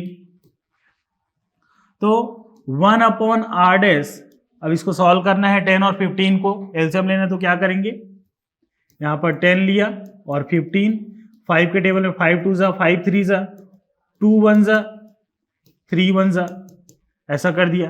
तो 5 2 जा 10, 10 3 जा 30, कितना आ रहा है 30 आ रहा है एलसीएम। तो यहां पर एलसीएम 30 आने के कारण मैं लिख देता हूं 30 1 + 1, 10 से 30 को डिवाइड करूंगा तो 3 जा, 15 से 30 को डिवाइड करूंगा तो 2 जा। इस 15 से ऐसे 30 को डिवाइड करना है।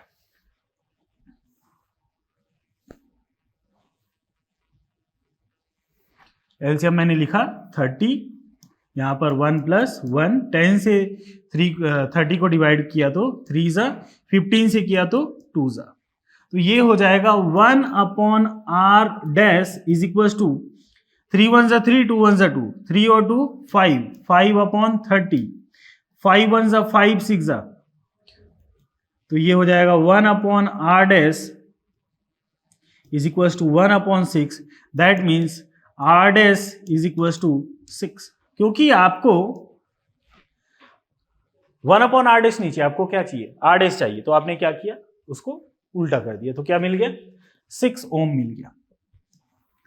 6 ओम रेजिस्टेंस मिल जाने के बाद अब ये दोनों कंबाइन हो गए, दोनों मिल गए, दोनों मिल जाने से दोनों मिल गए और एक बन गए। अभी क्या हो जाएगा, देखिए यहां पर है ए के बाद ये R1 जिसका वैल्यू था 5 ओम, और ये दोनों आपस में मिल गए हैं और मिलने के बाद ये दोनों कितना बन गए 6 ओम बन गए। तो मैंने लिख दिया 6 ओम, और ये जो 6 ओम आया उसका नेम क्या दिया है हमने, R डैश।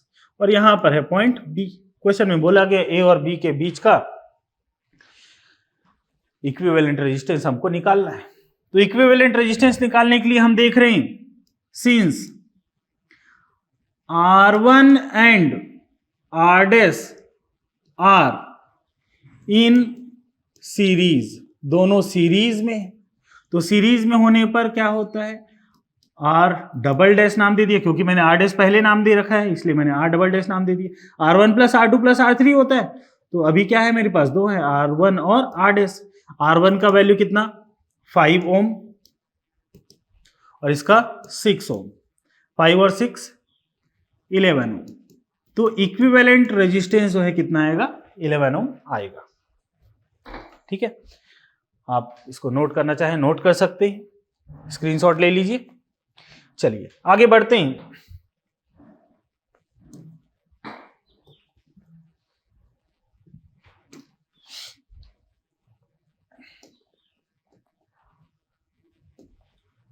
ये इसका क्वेश्चन कुछ ऐसा है,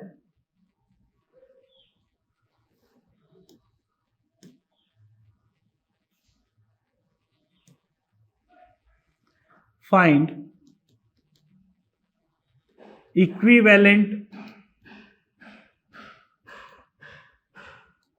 resistance between A and B. A और बी के बीच का तुल्य प्रतिरोध हमको ज्ञात करना है, ए और बी के बीच का तुल्य प्रतिरोध निकालना है।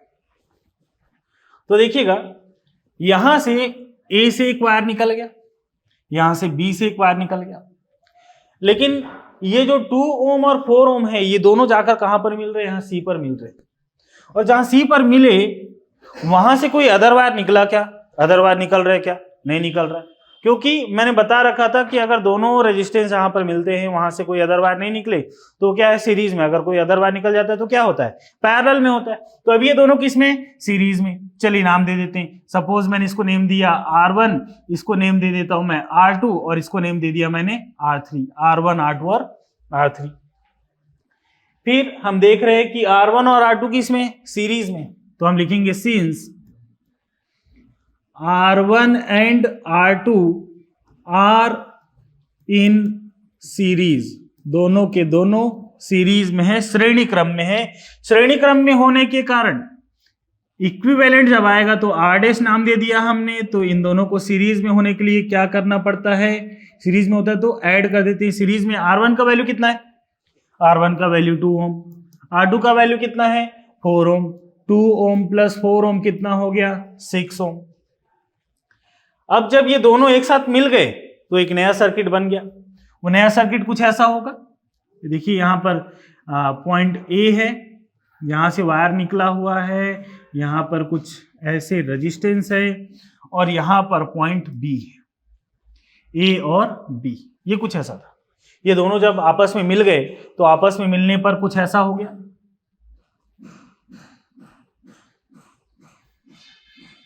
दोनों आपस में मिले और कितना आ गया है, 6 ओम आ गया।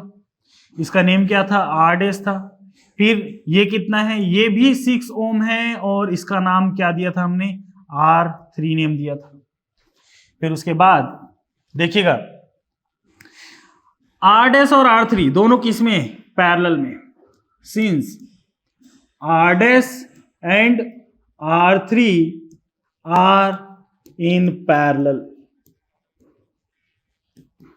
ये दोनों पैरेलली कनेक्टेड है। दोनों पैरेलल होने के कारण हम क्या बोलेंगे, जब पैरेलल होता है तो क्या फॉर्मूला याद किया था आपने, 1/r is equal to 1/r1 plus 1/r2 plus 1/r3। हमारे पास तो दो ही रेजिस्टेंस है, तो ये हो जाएगा 1/r, डबल डैश नेम दे दूंगा क्योंकि मैंने R डैश पहले से ही नेम दे रखा है। तो 1/r डैश, R डैश का वैल्यू कितना है 6 ओम। फिर R डबल डैश का, सॉरी R3 का वैल्यू कितना है, R3 का वैल्यू कितना है 6 ओम। एलसीएम लेंगे कितना आएगा 6, तो ये क्या हो जाएगा 1 + 1 दैट मीन्स 2/6। तो ये हो जाएगा R dash is equal to 6/R double dash is equal to 6/2। 2 1 जा 2 3 जा, तो कितना हो जाएगा 3 ओम। 3 ओम आ गया इक्विवेलेंट रेजिस्टेंस। किसके किसके बीच का, ए और बी के बीच का। ठीक है, इंपॉर्टेंट क्वेश्चन से एग्जाम में आ सकते हैं, ध्यान से देखिएगा इनको।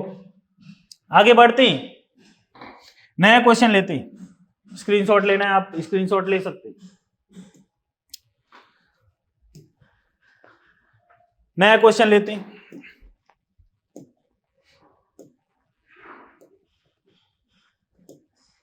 हाँ ये देखिए, ये बड़ा खतरनाक क्वेश्चन, बड़ा ही कॉम्प्लेक्स क्वेश्चन। कैसा लग रहा है देखने पर, मस्त है। चलिए देखते हैं।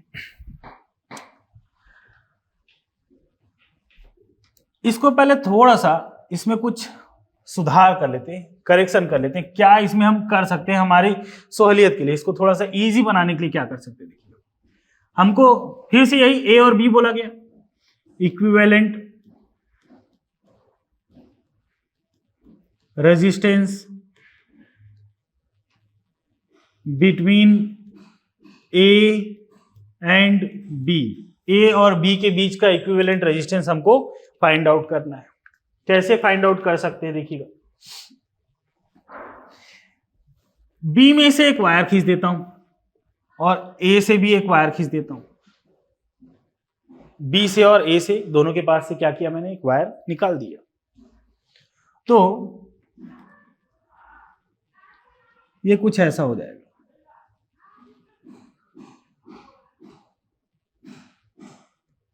यस, ये हुआ पॉइंट ए और ये हुआ पॉइंट बी। ए और बी, पॉइंट ए और पॉइंट बी। उसके बाद देखिएगा बी से ए बी, इसको मैं नेम दे देता हूं सी, और ये हो गया डी, और इसको नेम दे देता हूं ई। बी और सी मिल रहे हैं, ये कुछ ऐसा। ये बी से सी तक एक वायर खींचा गया, फिर ए किससे मिल रहा है, यहां पर बी से क्या मिल रहा है, ई मिल रहा है।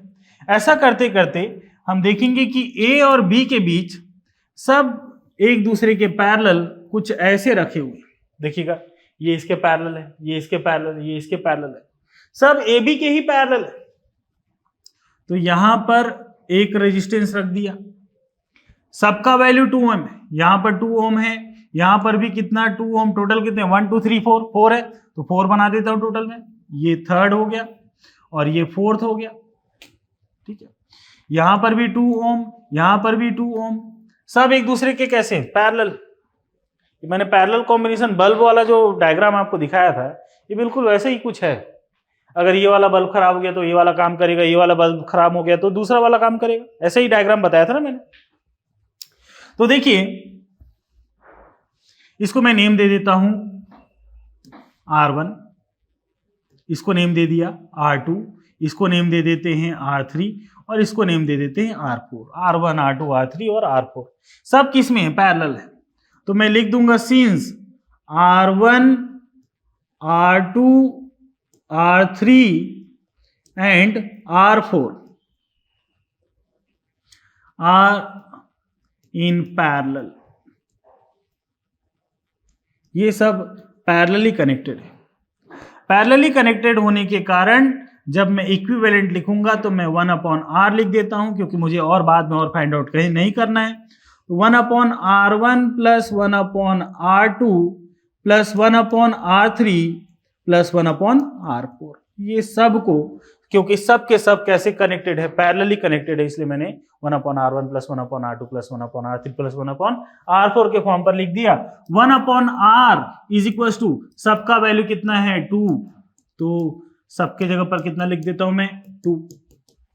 एलसीएम लेंगे, एलसीएम कितना आएगा 1/r is equal to, LCM आएगा 2 और ऊपर क्या है 1 प्लस 1 प्लस 1 प्लस 1 प्लस 1, तो ये हो गया 1/r इज इक्वल टू 4/2,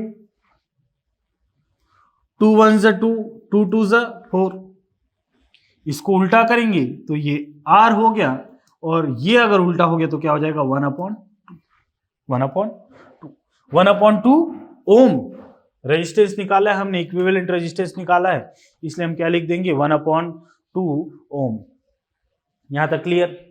ये सारा क्वेश्चन इंपॉर्टेंट है, आपको ट्राई करना है। और इसके अलावा आप और भी क्वेश्चंस देख सकते हैं बुक में, बहुत सारे अलग अलग बुक में अलग अलग क्वेश्चन है। आप क्वेश्चंस निकालते जाइए, बनाते जाइए, क्वेश्चंस निकालते जाइए, बनाते जाइए। जितना प्रैक्टिस करेंगे ऐसे सर्किट को सॉल्व करने का, उतना ज्यादा आपके लिए अच्छा होगा। चलिए आगे बढ़ते हैं।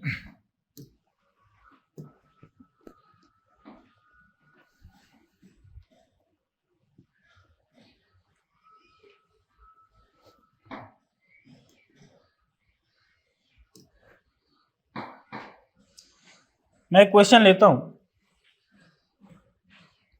क्वेश्चन, चलिए पहले इसको सॉल्व कर लेते हैं।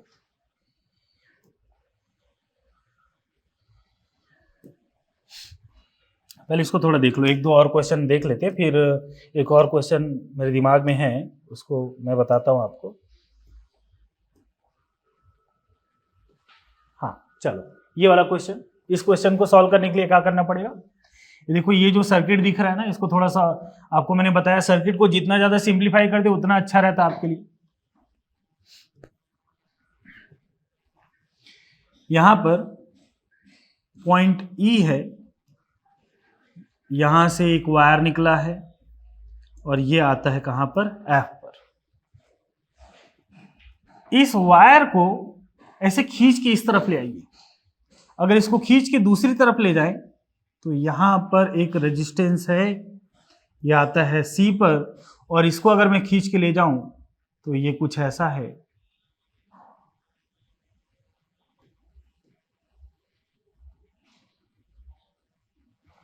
ये जो यहां पर वायर है ना, इसको ये इस नोड को पकड़ते हैं, ये ए वाला जो नोड है, इसको पकड़ के मैं इस तरफ ऐसे खींच दिया, ऐसे उठा के इस तरफ ले आया हूं।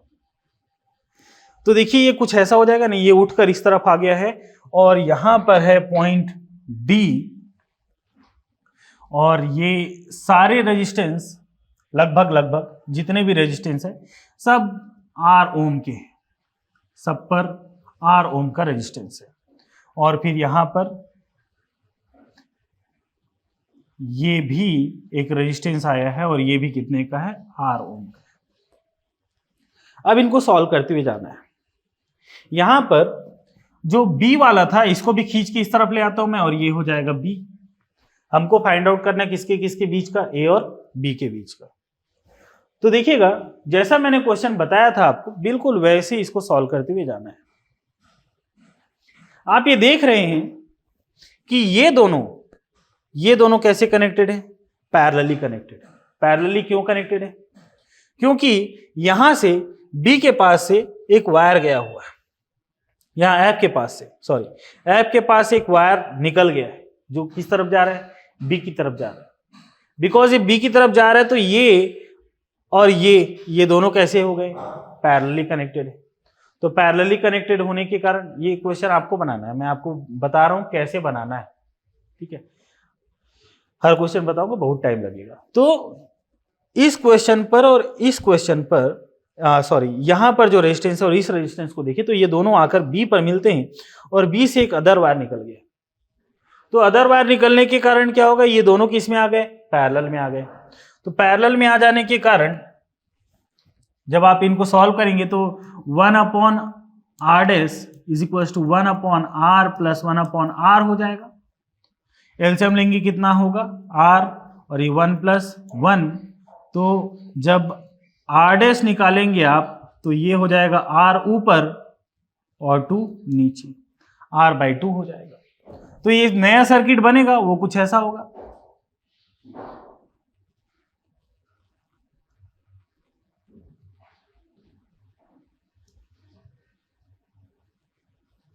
ये एक नया सर्किट बना और ये दोनों आपस में ऐसे मिल गए, यहां पर दोनों मिल गए और यहां से एक वायर निकल गया। फिर इन दोनों को सॉल्व करेंगे आप। पहले आपने इन दोनों को सॉल्व किया, इसको ये दोनों पैरेलल थे। फिर आप इन दोनों को सॉल्व करेंगे, ये भी कितना होगा, r और r होगा तो ये भी क्या हो जाएगा, r/2 हो जाएगा और बीच में एक और है। तो फाइनली जब आप इसको सॉल्व करेंगे तो इसको सॉल्व करने पर एक नया, फिर ये दोनों मिल जाएंगे। तो ये दोनों मिलेंगे तो कुछ ऐसा हो जाएगा।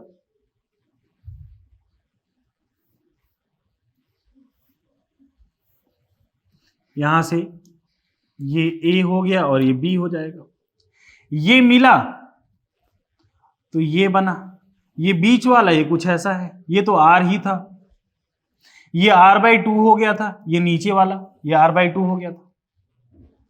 और ये वाला जब सॉल्व करेंगे तो ये भी कितना हो जाएगा, r/2 हो जाएगा, r/2 और बीच में r। फिर ये तीनों कैसे हो गए, पैरेलल हो गए। तीनों के तीनों कैसे आ गए हैं, पैरेलल आ गए। तो पैरेलल वाला फिर फॉर्मूला लगा देना आप लोग। पैरेलल वाला फॉर्मूला लगाएंगे तो ये फिर सॉल्व आप कर सकते हैं। शुरुआत के जो 3-4 क्वेश्चन मैंने बता रखे उन्हीं का सीरीज और पैरेलल वाला हेल्प लेना है। पहले इन दोनों को सॉल्व किए, इन दोनों को सॉल्व किए, सॉल्व हो गया। सॉल्व हो जाने के बाद बीच वाले के साथ ऐसे पैरेलल में आ गया, पैरेलल में आ गया तो तीनों पैरेलल हो गया, पैरेलल वाला फॉर्मूला लगा दीजिए, सॉल्व हो जाएगा। कुछ तो आपको भी बनाना होगा, ठीक है। ये क्वेश्चन देखिए, सपोज आपने इसको R1 नेम दे दिया, यहां पर 100 ओम है, यहां पर आपने R1 नेम दे दिया, इसको आपने R2 नेम दे दिया, इसको आपने R3 नेम दे दिया और इसको आपने R4 नेम दे दिया। यहां 100 ओम है, यहां पर 50 ओम है, यहां पर 75 ओम है और यहां पर 50 ओम है। अगर क्लियरली नहीं दिख रहा होगा तो फिर से देखिए, ये वाला जो रेजिस्टेंस है और ये वाला जो रेजिस्टेंस है ये दोनों यहां पर आकर मिल रहे हैं और यहां पर जहां पर मिल रहे हैं यहां से एक अदर वायर निकल रहा है। फिर देखिए तो ये रेजिस्टेंस यहां पर आता है, फिर यहां से अदर वायर निकलता है, मतलब ये दोनों किसमें, पैरेलल है। तो पैरेलल है तो हम क्या बोलेंगे, R3 and R4 are parallel. R3 और R4 कैसा है, पैरेलल। पैरेलल होने के कारण अब ये सर्किट कुछ ऐसा बन जाएगा।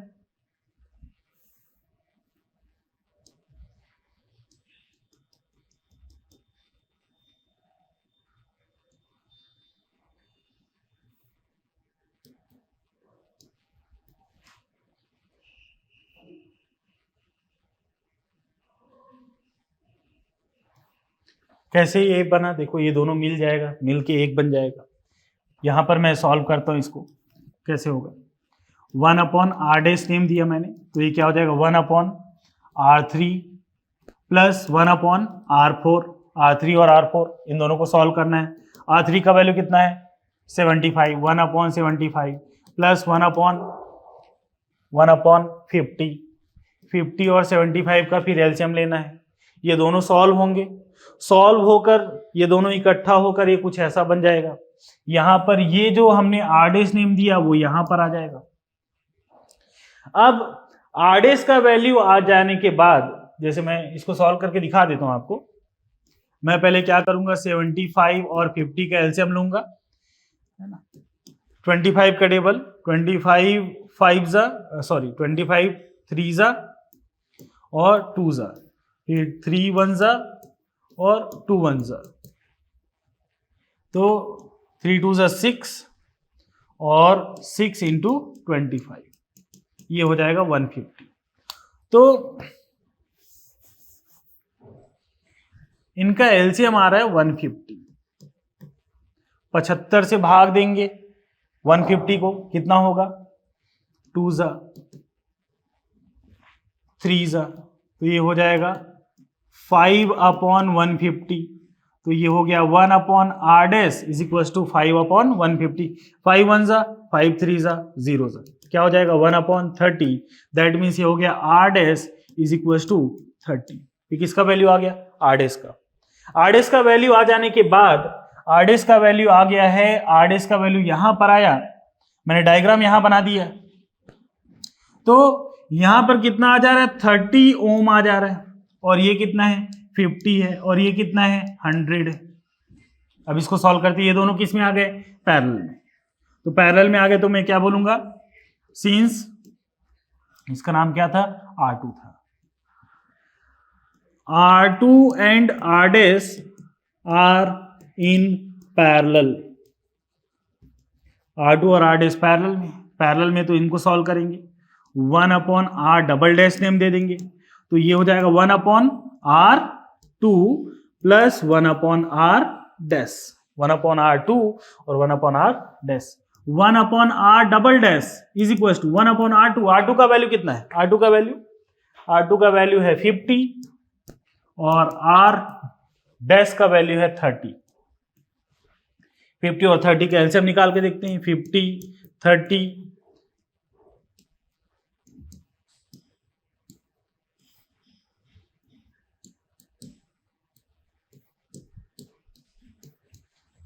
तो 5 5 जा 25, 25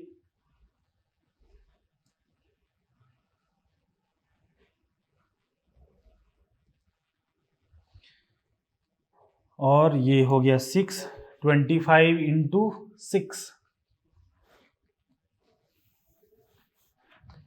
25 इंटू 6, ये भी 150 आ जा रहा है, और 50 से डिवाइड करेंगे तो 53 जा और ये 5 जा, तो 3 जा और 5 जा हुआ, तो ये हो गया 8/150, ये कुछ ऐसा हो गया। तो यहां पर जो दोनों मिलेंगे तो इसका नया वैल्यू जो आएगा वो कितना हो जाएगा 8/150। तो ये दोनों मिलेंगे कुछ ऐसा, यहाँ पर a है, यहाँ पर ये कुछ ऐसा है, ये दोनों मिले और मिलकर कितना हो गया है ये 150/8। इसको और डिवाइड करके आप काट सकते हैं, और यहाँ पर कितना है 100। अब ये दोनों किस में आ गया है, सीरीज में, यहाँ पर क्या है b है। अब ये दोनों सीरीज में आ जाने के बाद आप दोनों को सीरीज वाला सॉल्व कर दीजिए, सीरीज वाला सॉल्व कर देंगे तो ये खत्म, ठीक है। तो ये था एक और क्वेश्चन।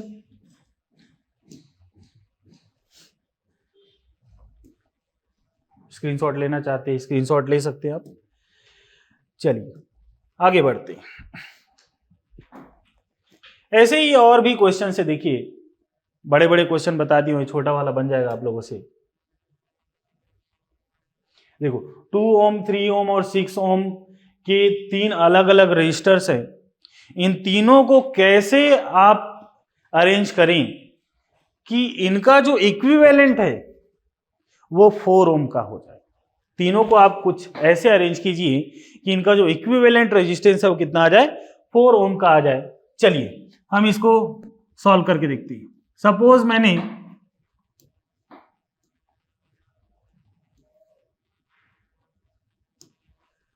मैं इनको कुछ ऐसे रखता हूं, यहां पर एक रेजिस्टेंस दिया और बाकी के 2 रेजिस्टेंस को इनके साथ पैरेलल में रखा।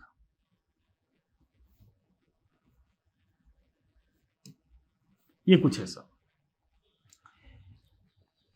2 ओम को यहां रख देता हूं, 3 ओम को और 6 ओम को मैं यहां रख देता हूं। इसको मैंने ए नेम दिया और इसको मैं नेम दे देता हूं बी। ए और बी नेम दे दिया। 3 ओम और 6 ओम ये दोनों कैसे हैं, पैरेलल हैं। तो 3 ओम और 6 ओम पैरेलल होने के कारण हम क्या बोलेंगे, सिंस, यहां पर मैं नेम दे देता हूं, इसको R1, इसको R2 और इसको R3 नेम दे देंगे तो अच्छा हो जाएगा। Since R2 and R3 are in parallel, ये दोनों पैरेलली कनेक्टेड है। तो पैरेलल होने के कारण क्या हो जाएगा, 1/R dash is equal to 1/R2 plus 1/R3। ये कुछ ऐसा हो गया फॉर्मूला। इस फॉर्मूला में वैल्यू रखते हैं 1/3 प्लस 1/6। तो 1/R dash is equal to 6 LCM, 1 plus 1 3 2 जा और 6 1 जा, तो ये हो जाएगा 3/6, 3 1 जा 3 2 जा। तो यहां से R डैश का वैल्यू जो है वो आ जाएगा कितना, 2 ओम। और क्वेश्चन ये बोलता है कि आपको कुछ ऐसे इनको रखना है कि जब आप सॉल्व करें तो फाइनल आंसर जो आए वो 4 ओम आए। कितना आना चाहिए, 4 ओम आना चाहिए। और अभी इस 2 ओम के साथ अभी दोनों मिल गए, मिलकर कितना हो गए, 2 ओम हो गए। तो जब ये दोनों मिलते हैं तब ये भी कितना बनेगा, 2 ओम। ये 2 ओम और ये 2 ओम। यहां पर A था और यहां पर B था। अब ये दोनों सीरीज में आ गए। सीरीज में आ गए तो जो नया रेजिस्टेंस बनेगा वो क्या हो जाएगा, इन दोनों को ऐड करना पड़ेगा सीरीज में आने के कारण। 2 और 2 कितना हो जाएगा, 4 ओम। 4 ओम लाना था हमको। देखिए क्वेश्चन मैं कई बार बना चुका हूं इसलिए मेरे को ये आता है, ठीक है। ऐसा नहीं कि एक ही बार में मैं चमत्कारी टाइप एक ही बार में सॉल्व कर दिया, इसको रख दिया और सॉल्व हो गया। आपको क्या करना है, अलग अलग सर्किट बना के देखना पड़ेगा। यहां पर सपोज आपने 3 ओम को रख दिया, यहां पर आपने यहां पर 6 ओम को रख दिया, यहां पर 2 ओम को रख दिया, ऐसे ये ट्राई करके देख लीजिए। हो सकता है इसमें ना बने, सबको सीरीज में रख के देख लीजिए। 3 ओम को रख दिए, 6 ओम को रख दिए, 2 ओम को रख दिए, 6 2 8, 8 और 3 नहीं हो पा रहा है, 4 नहीं आ पा रहा है, गड़बड़ हो जा रहा है। फिर सबको पैरेलली रख के देख लीजिए, पैरेलली रखने पर भी नहीं आएगा। आपने पहले सीरीज में रखा, सीरीज में रखने पर तो कोई भी जानेगा हमको लाना 4 है और 6 बड़ा ही है तो आएगा ही नहीं। फिर हमने उनको पैरेलली रखा, पैरेलली जब रखा हमने तब भी नहीं आ रहा है। फिर हम इनको अलग अलग ऐसे 2 को पैरेलल या 2 को पैरेलल रखे, 1 को सीरीज में रखे। तीनों को पैरेलल रखने पर नहीं आ रहा था, 2 को पैरेलल रखे, 1 को सीरीज में रखे। ऐसे फिर चेंज कर दिया आप और चेंज कर करके देखेंगे। मैंने बताया कि मुझे ये पहले से पता था कि इसमें ऐसा होता है तो मैंने इसको सॉल्व करके ऐसे आपको दिखा दिया। लेकिन आपको नहीं पता है तो आप इसको बार बार रख रख के ट्राई करके देख सकते हैं, ठीक है। इसका स्क्रीनशॉट लेना चाहते ले सकते हैं आप और इसको सॉल्व कीजिए, ज्यादा बेहतर होगा पूरा सॉल्व करें आप। चलिए आगे बढ़ते हैं, ठीक है। और कोई तो टॉपिक बचा नहीं है, ठीक है। तो ये रेजिस्टेंस वाला पार्ट खत्म होता है। रेजिस्टेंस वाले पार्ट के खत्म हो जाने के बाद हम अगले लेक्चर में बात करेंगे पावर के बारे में, इलेक्ट्रिक पावर के बारे में और जूल्स इफेक्ट के बारे में, ठीक है, हीटिंग इफेक्ट के बारे में, और भी इफेक्ट है हाउस वायरिंग में। आपने या बहुत सारे वायरिंग में आपने फ्यूज़ का यूज़ देखा होगा, फ्यूज़ के बारे में बात करेंगे, वो भी एक इम्पॉर्टेंट टॉपिक है, फ्यूज़ के बारे में भी क्वेश्चन पूछा जाता है। तो ये सब टॉपिक हम लोग अगले क्लास में कवर करेंगे। Thank you very much.